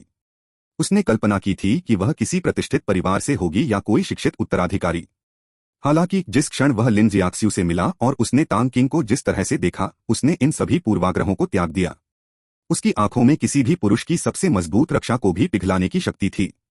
एक सुंदरी के आकर्षण का विरोध वीर भी नहीं कर सकते वाली कहावत उसके मन में कौंध गई और उसे एहसास हुआ कि टैंक किंग इस महिला का साथ कभी नहीं छोड़ेगा। यात्रा शुरू होने में ज्यादा देर नहीं हुई थी कि कार एक प्रांतीय सड़क पर आ गई। यही वजह थी कि शटल बस को उनके काउंटी शहर तक पहुंचने में 4 घंटे लग गए, क्योंकि उनके काउंटी तक जाने वाला कोई एक्सप्रेसवे नहीं था। इसके अलावा वसंतोत्सव का समय होने के कारण आमतौर पर संकरी प्रांतीय सड़कें बेहद भीड़ भाड़ वाली थीं। अगर कोई दुर्घटना हो जाती तो देरी काफी ज्यादा हो सकती थी। बाद में जब 2008 में एक्सप्रेसवे का निर्माण हुआ तो नए साल के दौरान संभावित ट्रैफिक को ध्यान में रखते हुए भी किंगयान शहर से काउंटी शहर तक पहुंचने में केवल 40 मिनट लगे और शटल बस को बस 1 घंटे से थोड़ा ज्यादा समय लगा। ऐसे समय में लोगों को एहसास हुआ कि राष्ट्रीय बुनियादी ढांचे की प्रगति नाकाफी थी। परिवहन के बिना आर्थिक विकास महज एक खोखला वादा था। वह भविष्य में ट्रैफिक जाम से जूझने के बजाय और ज्यादा टोल सड़कें बनाना पसंद करेंगे। दुनिया में सबसे ज्यादा परेशान करने वाली बात यह नहीं थी कि कोई चीज कितनी महंगी या अनुचित थी, बल्कि यह थी कि चाहकर भी पैसा खर्च करने की कोई जगह नहीं थी। इसी तरह समय भी एक ऐसी चीज थी जिसे आप खरीद नहीं सकते थे। जितना ज्यादा अनुभवी व्यक्ति होता था उतना ही ज्यादा वह समझता था कि समय जीवन की सबसे बड़ी कीमत है, इसमें कोई दो राय नहीं। इसलिए टैंक किंग भविष्य के देश के उन्मत्त बुनियादी ढांचे के निर्माण के प्रबल समर्थक थे। जहां तक टोल और ऋण का सवाल है, वे सामान्य व्यावसायिक प्रथाएं थीं। जब तक वे हद से ज्यादा न बढ़ जाएं, तब तक स्वीकार्य था। ऑनलाइन हर कोई वर्षों से शिकायत कर रहा था, लेकिन इससे कुछ हासिल नहीं हुआ। अंततः उनके पदों से निर्धारित हित ही प्रबल होते थे। सबसे ज्यादा शिकायतें उन लोगों की ओर से आती थीं जिन्हें भुगतान करना पड़ता था। इसका नैतिकता से कोई लेना देना नहीं था। यह विकसित देशों के मतदाताओं द्वारा अधिक कल्याणकारी लाभों की मांग करने जैसा था। आप यह नहीं कह सकते थे कि वे केवल अवसरवादी थे। वे केवल अपने हितों का ध्यान रख रहे थे। आखिरकार अगर सड़कों के निर्माण के लिए गए ऋण का भुगतान नहीं किया गया तो सरकार उन्हें मुफ्त कैसे बना सकती थी? इसके अलावा सड़क बनाने की लागत 1 किलोमीटर तक सीमित नहीं थी। अगर आप किसी समृद्ध क्षेत्र के 1 किलोमीटर की तुलना किसी दूरस्थ क्षेत्र के 1 किलोमीटर से करें तो पहले वाले किलोमीटर की लागत जल्दी वसूल हो जाएगी। लेकिन दूसरे वाले किलोमीटर का क्या? इसे यूं ही छोड़ा तो नहीं जा सकता, है ना? एक्सप्रेसवे के टोल चुकाने के बाद क्या तब भी राष्ट्रीय और प्रांतीय सड़कें नहीं होंगी? यह एक राष्ट्रव्यापी शतरंज के खेल जैसा है जिसमें हर क्षेत्र को अपने छोटे छोटे खेल खेलने होते हैं। कौन यह कहने की हिम्मत कर सकता है कि वह खेल से बाहर है? स्वाभाविक रूप से लाभदायक सड़कें घाटे वाली सड़कों को सब्सिडी देंगी, और जब किसी क्षेत्र में खेल संतुलित हो तभी सड़क टोल माफ होने की संभावना हो सकती है। फिर वे अन्य शुल्क वसूलना शुरू कर देंगे। आखिर सड़क को यूं ही तो नहीं छोड़ा जा सकता, है ना? हालात तो ऐसे ही हैं। वास्तव में वसंत महोत्सव के दौरान यात्रा की भीड़ सचमुच भयावह थी। पहले तो तांग किंग की कार 30 किलोमीटर प्रति घंटे की गति बनाए रखने में कामयाब रही, लेकिन धीरे धीरे इसकी गति घटकर 10 किलोमीटर प्रति घंटे रह गई और कुछ ही देर में यह पूरी तरह से रुक गई। उन्होंने 10 मिनट तक इंतजार किया, लेकिन आगे की कारों में कोई हलचल नहीं दिखी। ऐसा लग रहा था जैसे कुछ हुआ हो। मैं नीचे जाकर देखूंगा, सुन चाओ ने कार से बाहर निकलते हुए कहा। थोड़ी देर में सुन चाओ वापस लौटे। आगे कोई यातायात दुर्घटना नहीं दिख रही है। पुलिस ने अस्थायी रूप से सड़क बंद कर दी है और कोई नहीं जानता कि वे इसे कब खोलेंगे। इसमें ज्यादा समय नहीं लगना चाहिए। उन्हें बंद करने का कारण भी नहीं पता, लेकिन वहां की स्थिति को देखते हुए मुझे लगता है कि कुछ तो हुआ होगा, क्योंकि यह सड़क सिर्फ एक सशस्त्र पुलिस प्रशिक्षण अड्डे तक जाती है। अगर वे सिर्फ अभ्यास कर रहे होते तो वे सड़क बंद नहीं करते। चूंकि पुलिस ने बंद कर दिया था, इसलिए वे केवल धैर्यपूर्वक प्रतीक्षा कर सकते थे। लगभग 10 मिनट बाद तांग किंग की अति संवेदनशील श्रवण शक्ति ने सायरन की धीमी आवाज सुनी। उसने तुरंत अपनी मूल क्यूई का उपयोग करके अपनी श्रवण शक्ति बढ़ाई, जिससे सायरन की आवाज और भी तेज हो गई। रात में अनिद्रा की समस्या होने के कारण वह अक्सर अपना पूरा समय बंदूकों से खेलने में नहीं बिता पाता था। इसलिए विभिन्न परीक्षणों और प्रशिक्षणों के बाद उसने मूल क्यूई की कार्यक्षमता की खोज में काफी प्रगति की, जिसमें 5 इंद्रियों को बढ़ाना भी शामिल था। 5 मिनट बाद में 21 वाहन। सायरन की तेज होती और फिर धीमी होती आवाज से तांग किंग ने वाहनों की संख्या का अंदाजा लगाया। हालांकि उसकी सुनने की क्षमता अभी पृष्ठभूमि की आवाजों को पहचानने की क्षमता तक नहीं पहुंच पाई थी, इसलिए वह संख्या के बारे में पूरी तरह निश्चित नहीं था, लेकिन उसे यकीन था कि यह संख्या 3 वाहनों से ज्यादा नहीं हो सकती। 20 से ज्यादा सशस्त्र पुलिस वाहनों का भेजा जाना घर में कोई छोटी बात नहीं थी। अपनी पिछली जिंदगी में वह एक दिन पहले ही घर लौटा था और यहाँ किसी बड़ी घटना के बारे में नहीं सुना था। लेकिन कोई घटना हुई हो या नहीं, उसे इस बात पर सोचने में कोई दिलचस्पी नहीं थी। उसे क्या फर्क पड़ता था? अगर उसका सामना किसी खूंखार और बेरहम डाकू से भी हो जाए तो भी जब तक सामने वाले के पास बंदूक न हो वह उनसे आसानी से निपट सकता था। जैसे ही पुलिस ने सड़क खोली, यातायात का सॉसेज धीरे धीरे फिर से आगे बढ़ने लगा। 2 घंटे बाद तांग किंग के मार्गदर्शन में सुन चाओ ने उन्हें उनके घर की दुकान के सामने छोड़ दिया। चूंकि उसकी पूरी कहानी लिफ्ट लेने के बारे में गढ़ी हुई थी, इसलिए तांग किंग सुन चाओ को खाने पर नहीं बुलाना चाहता था और न ही यह बात पता चलने का जोखिम उठाना चाहता था। लिन जियाक्सियू के निमंत्रण को देखते हुए सुन चाओ ने दूसरे कामों के कारण मना कर दिया। पब फ्यूचर द्वारा विज्ञापन। पब फ्यूचर विज्ञापन। कार से उतरकर तांग किंग ने डिक्की से बैग और पार्सल निकाले। सुन चाओ पहले तो मदद करना चाहता था, लेकिन तांग किंग ने उसे रोक दिया। सुन चाओ ने जिद नहीं की। ये छोटी छोटी चीजें तांग किंग को कैसे थका सकती हैं? यह तो बिल्कुल बकवास होगा।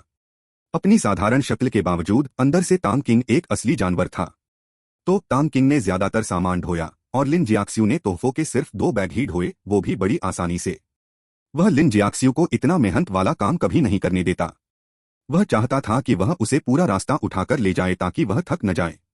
भाई सुन, सड़क पर धीरे धीरे गाड़ी चलाना और बहुत सावधान रहना। सामान लादने और डिक्की बंद करने के बाद तांग किंग ने सुन चाओ को याद दिलाया। ठीक है, मैं 12 तारीख की दोपहर तक शहर वापस आ जाऊंगा। मैं तुम लोगों को लेने जरूर आऊंगा, सुन चाओ ने मुस्कुराते हुए कहा। उसने और तांग किंग ने यह योजना बनाई थी, खास तौर पर लिन जियाक्सियू को दिखाने के लिए, जो किनारे खड़ी थी। भाई सुन, हमें लिफ्ट देने के लिए धन्यवाद। अगली बार भी हमें आपको परेशान करना पड़ सकता है, लिन जियाक्स्यू ने किनारे से धीरे से कहा। ये क्या बात है? दोस्तों को एक दूसरे की मदद करनी चाहिए। खैर, मैं पहले निकलूंगा। नया साल मुबारक हो, सुन चाओ ने हंसते हुए कहा। सुन चाओ के जाने के बाद तांग किंग और लिन जियाक्स्यू ने सुन चाओ की मां को अलविदा कहा। तांग किंग ने अपनी कार को दूर जाते देखा तो उसे एक अजीब सा एहसास हुआ। ऐसा नहीं था कि वह कार छोड़ने को तैयार नहीं था, बस वह एक सुपर लोकल तानाशाह जो रोजाना 10 लाख युआन से ज्यादा कमाता था, फिर से शटल चलाने वाला था। इस विचार ने उसे ऐसा महसूस कराया जैसे वह कुत्ते की जिंदगी जी रहा हो।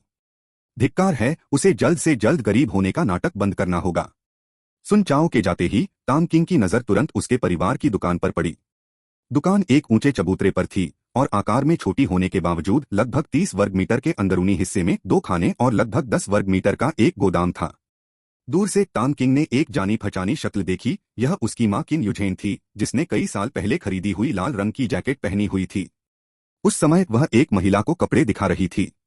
तांग किंग के पिता कहीं नजर नहीं आ रहे थे, शायद गोदाम में होंगे, तांग किंग ने अंदाजा लगाया। तांग किंग दुकान की ओर दौड़ी। ग्राहक, जो अनिर्णित लग रहा था, जाने की तैयारी कर रहा था। दुकान के चारों तरफ कपड़े सजे हुए थे और बीच में कपड़ों की 2 कतारें लगी थीं, जिससे गलियारे थोड़े संकरे हो गए थे।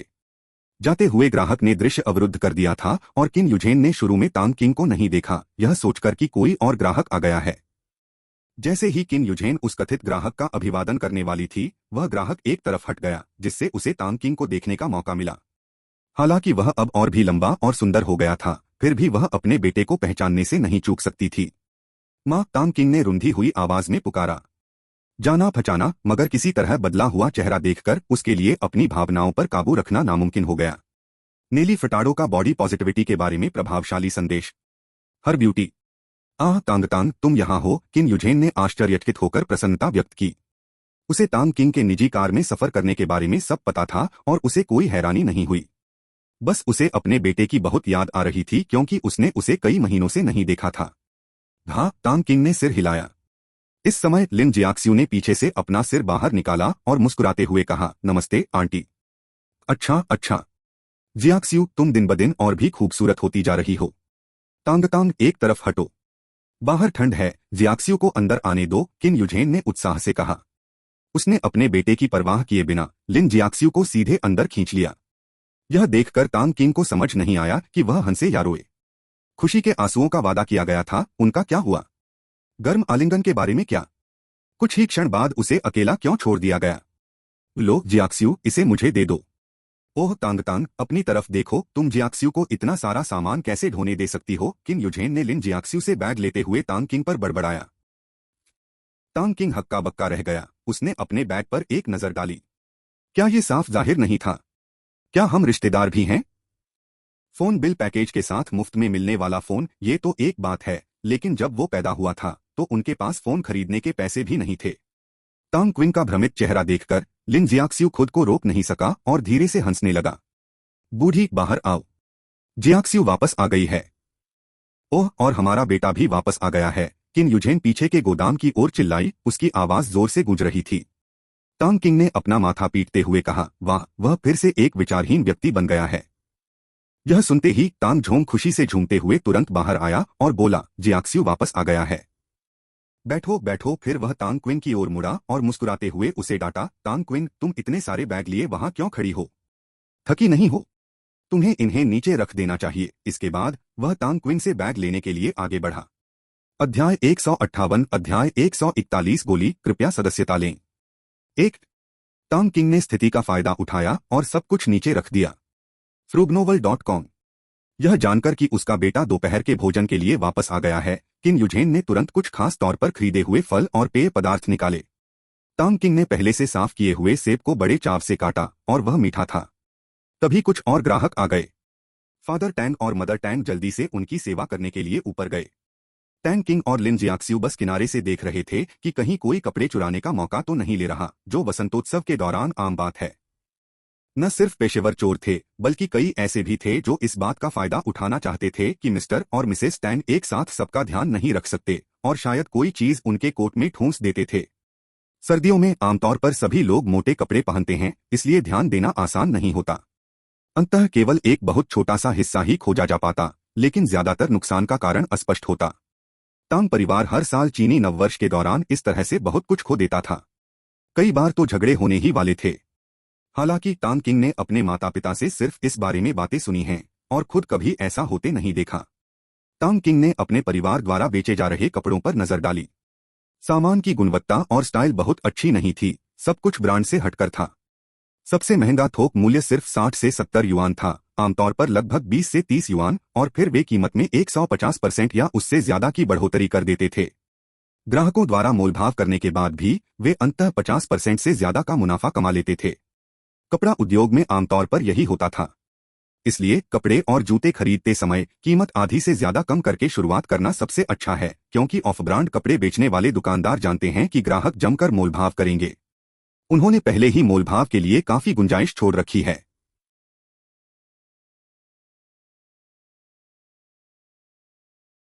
कुछ बेईमान व्यापारी कीमत 3 से 5 गुना तक बढ़ा भी सकते हैं। उदाहरण के लिए कैनवास के जूतों की एक जोड़ी, जिसकी कीमत उत्पादन स्थल पर केवल 20 युआन है और वह फैक्ट्री मूल्य भी नहीं है, कहीं और 60, 80 या 120 युआन से भी ज्यादा में बिक सकती है। अगर आपको मोलभाव करने में शर्म आती है या अपनी इज्जत की बहुत परवाह है, तो आप ही बेवकूफ बन जाएंगे। यह मत सोचिए कि ऐसे व्यापारी आपके आभारी होंगे या कहेंगे कि आप उदार हैं, क्योंकि ऐसा असंभव है। बेईमान व्यापारी बस यही सोचेंगे, आज हम एक और मूर्ख से मिले। हालांकि तांग किंग के माता पिता इतने बेईमान नहीं थे और उन्होंने ज्यादा से ज्यादा 2 गुना ही दाम बढ़ाया। मोलभाव करने के बाद उन्हें बस थोड़ी सी मेहनत की कमाई मिली। अपने माता पिता को जी जान से जुटे देखकर और ग्राहक को फिर भी न खरीदते देखकर तांग किंग दुखी होने लगा। यह ठीक वैसा ही था जैसे लिन जियाक्स्यू ने एक ग्राहक को मसाला दिखाया था जिसने उसे नहीं खरीदा। हालांकि खरीदने या न खरीदने का फैसला पूरी तरह से ग्राहक पर निर्भर करता है, फिर भी उसे इसकी परवाह नहीं थी और वह उन्हें घूरने लगा और उन पर अपने माता पिता की ऊर्जा बर्बाद करने का आरोप लगाने लगा। बड़ी बहन, कृपया अपना ध्यान रखना। हम आपके पुनः आने का स्वागत करते हैं। ग्राहकों की भीड़ के चले जाने के बाद किन युझेन मुड़ता है और तांग क्विन पर हंसता है। हाँ, हमने 50 युआन और कमा लिए। चीनी नव वर्ष के दौरान व्यापार अच्छा होता है। हर कोई पैसा खर्च करने को तैयार है। बूढ़े तांग, तुम जियाक्स्यू और दूसरों को कुछ स्वादिष्ट खाने के लिए ले जाओ और सामान वापस घर रख दो। बाद में आना। लोगों के आने जाने से यहां सुरक्षा नहीं है। पब फ्यूचर द्वारा विज्ञापन। पब फ्यूचर विज्ञापन। माँ, क्यों न हम आज दोपहर से कामकाज बंद कर दें? बहुत दिनों से एक दूसरे से मिले नहीं हैं, घर जाकर बातें करनी चाहिए। तांग किंग ने यह सुनकर सुझाव दिया। अपनी माँ को कुछ 10 युआन कमाकर इतनी खुश देखकर तांग किंग को थोड़ा दुख हुआ। यह किन युझेन हिचकिचाई। अब वसंतोत्सव का समय था। हर दिन का कारोबार आम दिनों से कई गुना ज्यादा था। सिर्फ आधे दिन में उन्हें जो नुकसान होने वाला था वह काफी था। लेकिन चूंकि उसका बेटा पहले ही शादी का प्रस्ताव रख चुका था और लिन जियाक्स्यू भी वहां मौजूद था, इसलिए वह नहीं चाहती थी कि उसे पैसे के लालची के रूप में देखा जाए। यह देखकर तांग किंग ने जल्दी से लिन जियाक्स्यू को संकेत दिया, जिसने तुरंत समझ लिया कि उसका क्या मतलब है और मुस्कुराया।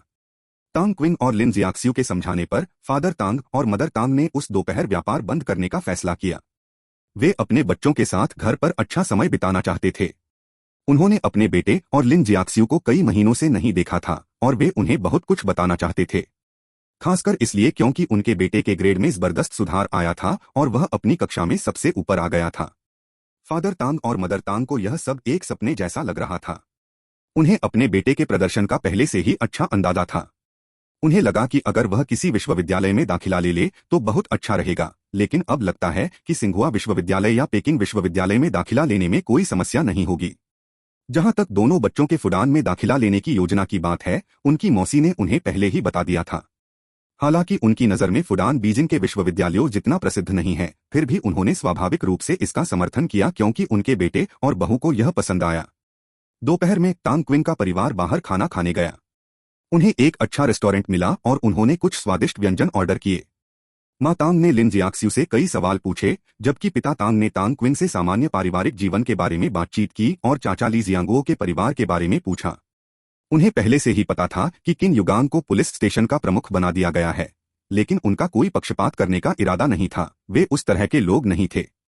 वे बस अपने भतीजे के लिए खुश थे।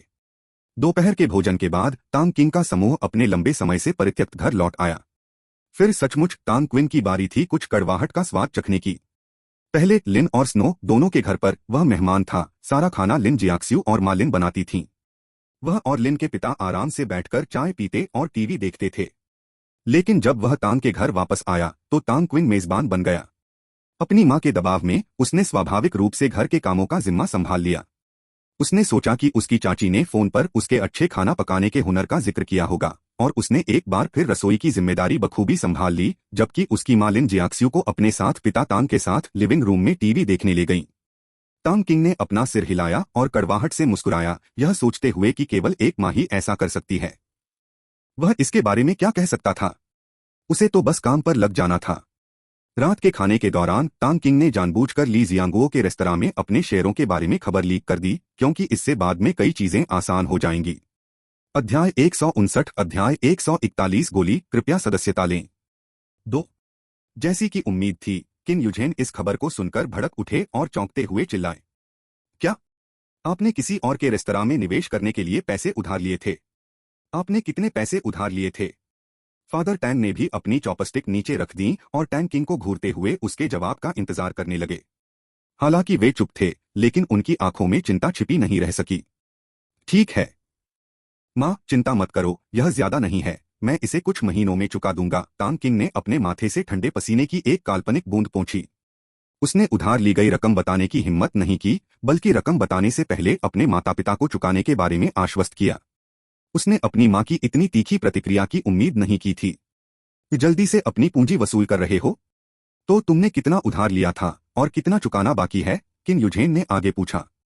यह जानते हुए कि वह जल्द ही पैसे चुका सकता है, उसकी आवाज थोड़ी धीमी हो गई। अच्छा, मैंने 3 लाख उधार लिए थे।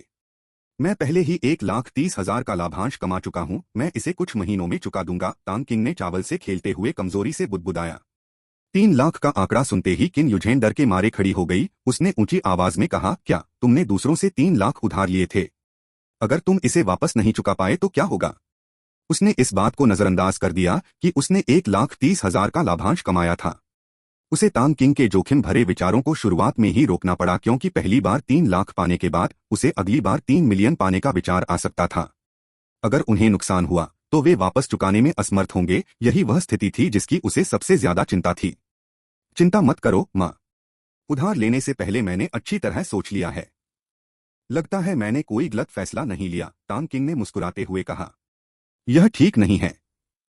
तुम तो बस एक बच्चे हो जो कुछ नहीं समझते। अगर तुम्हें धोखा मिल गया तो क्या होगा? अगर तुम किसी की मदद भी कर रहे हो तो भी यह ठीक नहीं है। अगली बार ऐसा नहीं होना चाहिए, सुन रहे हो? किन युझेन ने सख्ती से कहा। हाँ हाँ हाँ, आप सही कह रही हैं माँ, मैं दोबारा ऐसा करने की हिम्मत नहीं करूंगा। तांग किंग ने मुस्कुराते हुए तुरंत जवाब दिया। उसने बहुत बड़ी गलती की थी। उसने उम्मीद नहीं की थी कि उसकी माँ उसकी कमाई से ज्यादा उसके व्यवहार की परवाह करेगी। यह उसकी कल्पना से बिल्कुल अलग था। उसे अपनी बाकी संपत्तियों के लिए कोई वाजिब कारण ढूंढना होगा, वरना भले ही उसने करोड़ों कमाए हों, उसके माता पिता की नजर में वे सब बेकार होंगे। उन्हें उसके उधार लेने और जोखिम उठाने के व्यवहार की अनुचितता की ज्यादा परवाह थी। ठीक है, उसने अपनी माँ की सतर्कता को कम करके आंका था। अब फ्यूचर द्वारा विज्ञापन।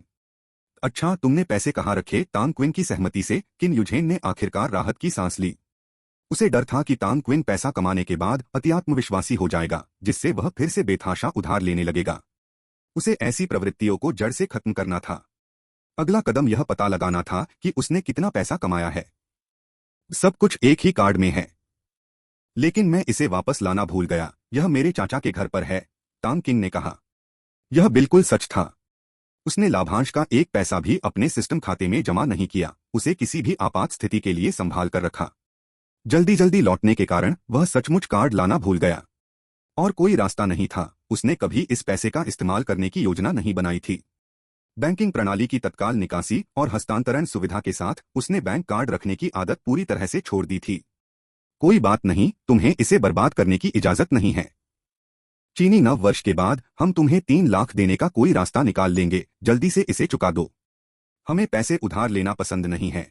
किन युझेन ने कुछ देर सोचा और निर्देश दिया। हालांकि उनके परिवार के पास इस समय इतने पैसे नहीं थे, फिर भी वे किसी न किसी तरह इसका इंतजाम कर ही लेंगे। माँ, उन्हें उस पैसे की तुरंत जरूरत नहीं है। हमें उसे वापस करने की कोई जल्दी नहीं है। वैसे मैं कुछ महीनों में मिलने वाले लाभांश से ही उसे चुका सकता हूं, तांग किंग ने जल्दी से कहा। वह अच्छी तरह जानता था कि उसके परिवार के पास कितना पैसा है, ज्यादा से ज्यादा वह 1 लाख से थोड़ा ज्यादा था। इसलिए उसकी मां ने खुद को चुकाने के लिए पैसे उधार लेने का इरादा किया। आखिर हो क्या रहा था? नहीं, ये नहीं चलेगा, हम ऐसा नहीं करते। सामने वाला कितना भी अमीर क्यों न हो, वो उसका पैसा है। हम किसी का कर्जदार नहीं हैं। इससे मेरी नींद खराब होती है। फिर ये तय है, नए साल के बाद मैं तुम्हारे लिए कुछ पैसों का इंतजाम कर दूंगा। तुम्हारा अगला लाभांश जोड़कर ये काफी होगा। फिर बैंक कार्ड मुझे सुरक्षित रखने के लिए दे देना, ताकि तुम भविष्य में घर खरीद सको और शादी कर सको। ये तय है, किन युझेन ने दृढ़ता से कहा। तांग किंग अवाक रह गया। उसने सोचा भी नहीं था कि चीजें इतनी अप्रत्याशित मोड़ ले लेंगी। शुरुआत में उसने सोचा था कि उसकी मां भारी लाभांश के बारे में जानकर बहुत खुश होंगी, लेकिन इसके बजाय यह एक गंभीर स्थिति बन गई। आखिरकार उसकी मां ने अपने पैसे चुकाने के लिए कुछ करने का फैसला किया। यह सचमुच जिंदगी वाकई सबसे अविश्वसनीय पटकथा लेखक है। खैर, दुनिया ऐसे ही आश्चर्यों से भरी है। वह बस आह भरकर कह सकता था कि उसकी गणनाएं भाग्य की अनिश्चितताओं के आगे फीकी पड़ गईं। ऐसा लग रहा था कि नए साल में उसे और ज्यादा समझाना पड़ेगा, कहीं ऐसा न हो कि उसकी मां को खुद का कर्ज चुकाने के लिए पैसे उधार लेने पड़े। तांग तांग, हमें ठीक ठीक बताओ कि रेस्टोरेंट का क्या हाल है। किन युझेन को आखिरकार याद आया कि वह तांग किंग के बेतहाशा पैसे उधार लेने के मामले पर ज्यादा ही उलझी हुई थी। अब जब उसे रेस्टोरेंट में अपने बेटे की हिस्सेदारी याद आई, तो उसे थोड़ी चिंता हुई कि कहीं दूसरा पक्ष पैसों की हेराफेरी तो नहीं कर रहा। तो तांग क्विंग ने ली जियांगुओ और उस रहस्यमयी बड़े आदमी के साथ अपने रिश्ते के बारे में विस्तार से सब कुछ बताया। खासकर जब उसने बताया कि कैशियर वही था जिसे उसने नौकरी पर रखा था और जिस पर वह भरोसा कर सकती थी। उसे सबसे ज्यादा डर इस बात का था कि तांग क्विंग दूसरों के लिए बेकार काम कर रहा था। खासकर जब उसे पता चला कि रेस्टोरेंट उसके छोटे भाई के अधिकार क्षेत्र में है, तो उसे तुरंत राहत मिली।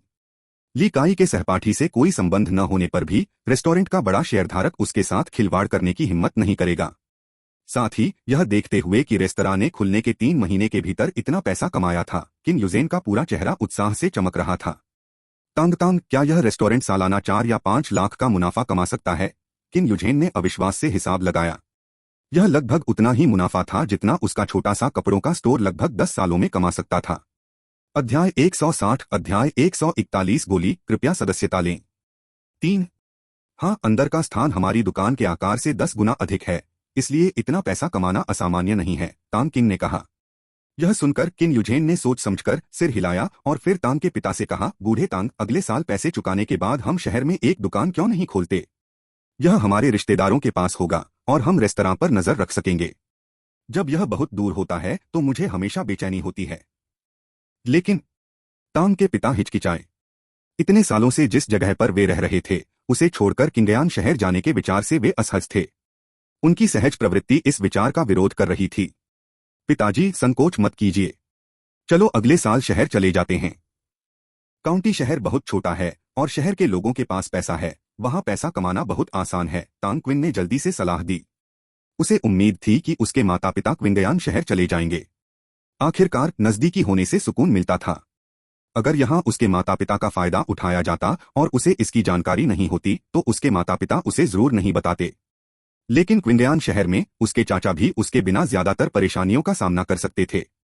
ठीक है, अपनी पत्नी और बच्चे को समझाते देख तांग के पिता ने एक फैसला किया। किंगयान शहर में उनके कई जान पहचान वाले लोग थे, इसलिए यह कोई अनजान जगह नहीं थी और किन युगांग की देखभाल में उनका फायदा नहीं उठाया जा सकेगा। अपने पिता को किंगयान शहर जाने के लिए राजी होते देख तांग किंग बहुत खुश हुआ। विश्वविद्यालय में दाखिला लेने के बाद उसे फिर से किंगयान शहर छोड़ना पड़ता, इसलिए वह अपने माता पिता के साथ ज्यादा समय बिताना चाहता था। भोजन 10 बजे तक चला। उस रात तांग क्विंग सोफे पर सोया। माँ तांग चाहती थीं कि तांग क्विंग और तांग के पिता साथ सोए, जबकि वह लिन जियाक्स्यू के साथ बिस्तर साझा करें। लेकिन तांग क्विंग ने किसी बहाने से उनकी बात मान ली।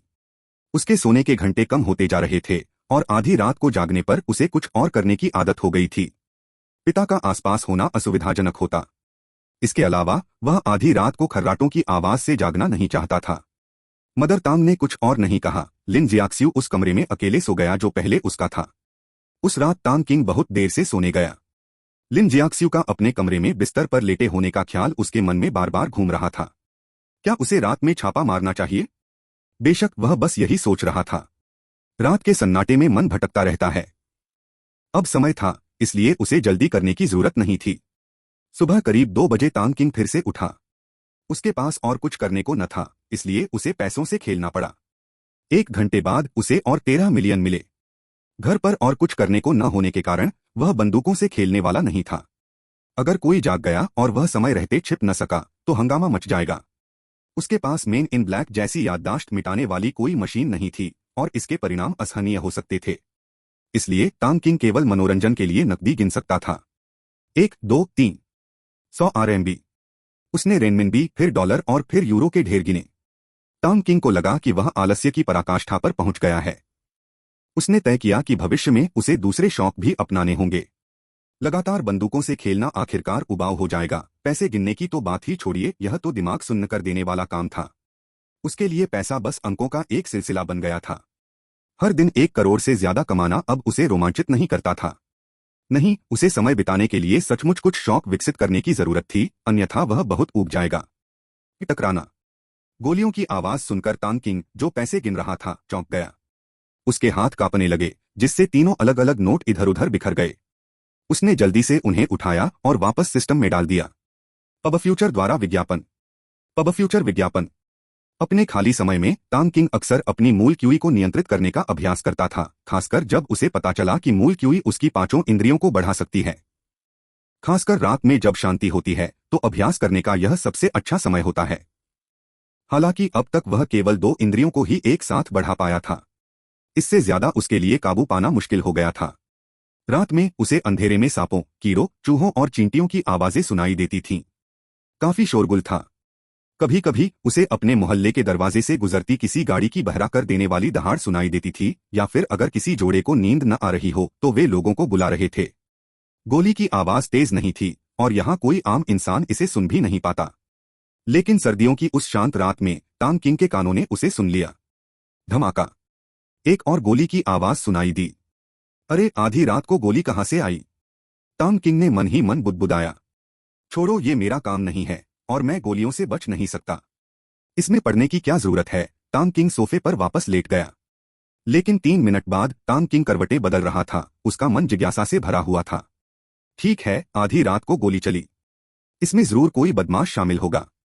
हालांकि वह पूरी तरह से कानून का पालन करने वाला नागरिक नहीं था, लेकिन अब जब उसके पास कुछ क्षमताएं थीं, तो वह चुपचाप बैठकर अपराधियों को आजाद घूमते नहीं देख सकता था।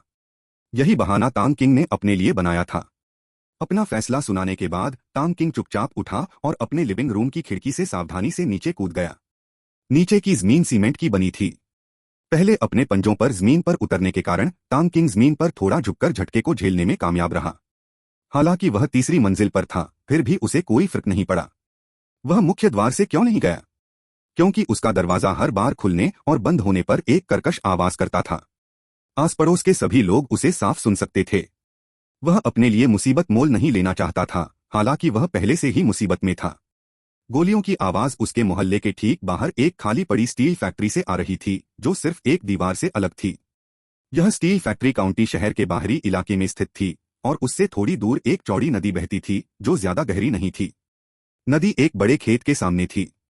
स्टील फैक्ट्री सैकड़ों एकड़ में फैली हुई थी और बहुत बड़ी थी, लेकिन 5 साल पहले बंद हो गई थी। मजदूरों की या तो नौकरी चली गई या वे कहीं और चले गए। फैक्ट्री के बड़े आकार और खराब लोकेशन के कारण सरकार ने इसकी ऊंची बिक्री कीमत तय कर दी थी। नतीजतन यह कई सालों तक नहीं बिक पाई। हालांकि तांग किंग को पता था कि अगले साल इसे प्रांत का एक बड़ा रियल एस्टेट डेवलपर खरीद लेगा। इस पर काउंटी का सबसे बड़ा एक आलीशान इलाका बनाया जाएगा। अंततः डेवलपर खूब पैसा कमाएगा। हालांकि तांग किंग को न तो ईर्ष्या थी और न ही इस जमीन पर सट्टा लगाने में कोई दिलचस्पी थी। उसने भविष्य में रियल एस्टेट के कारोबार में जाने की कोई योजना नहीं बनाई थी।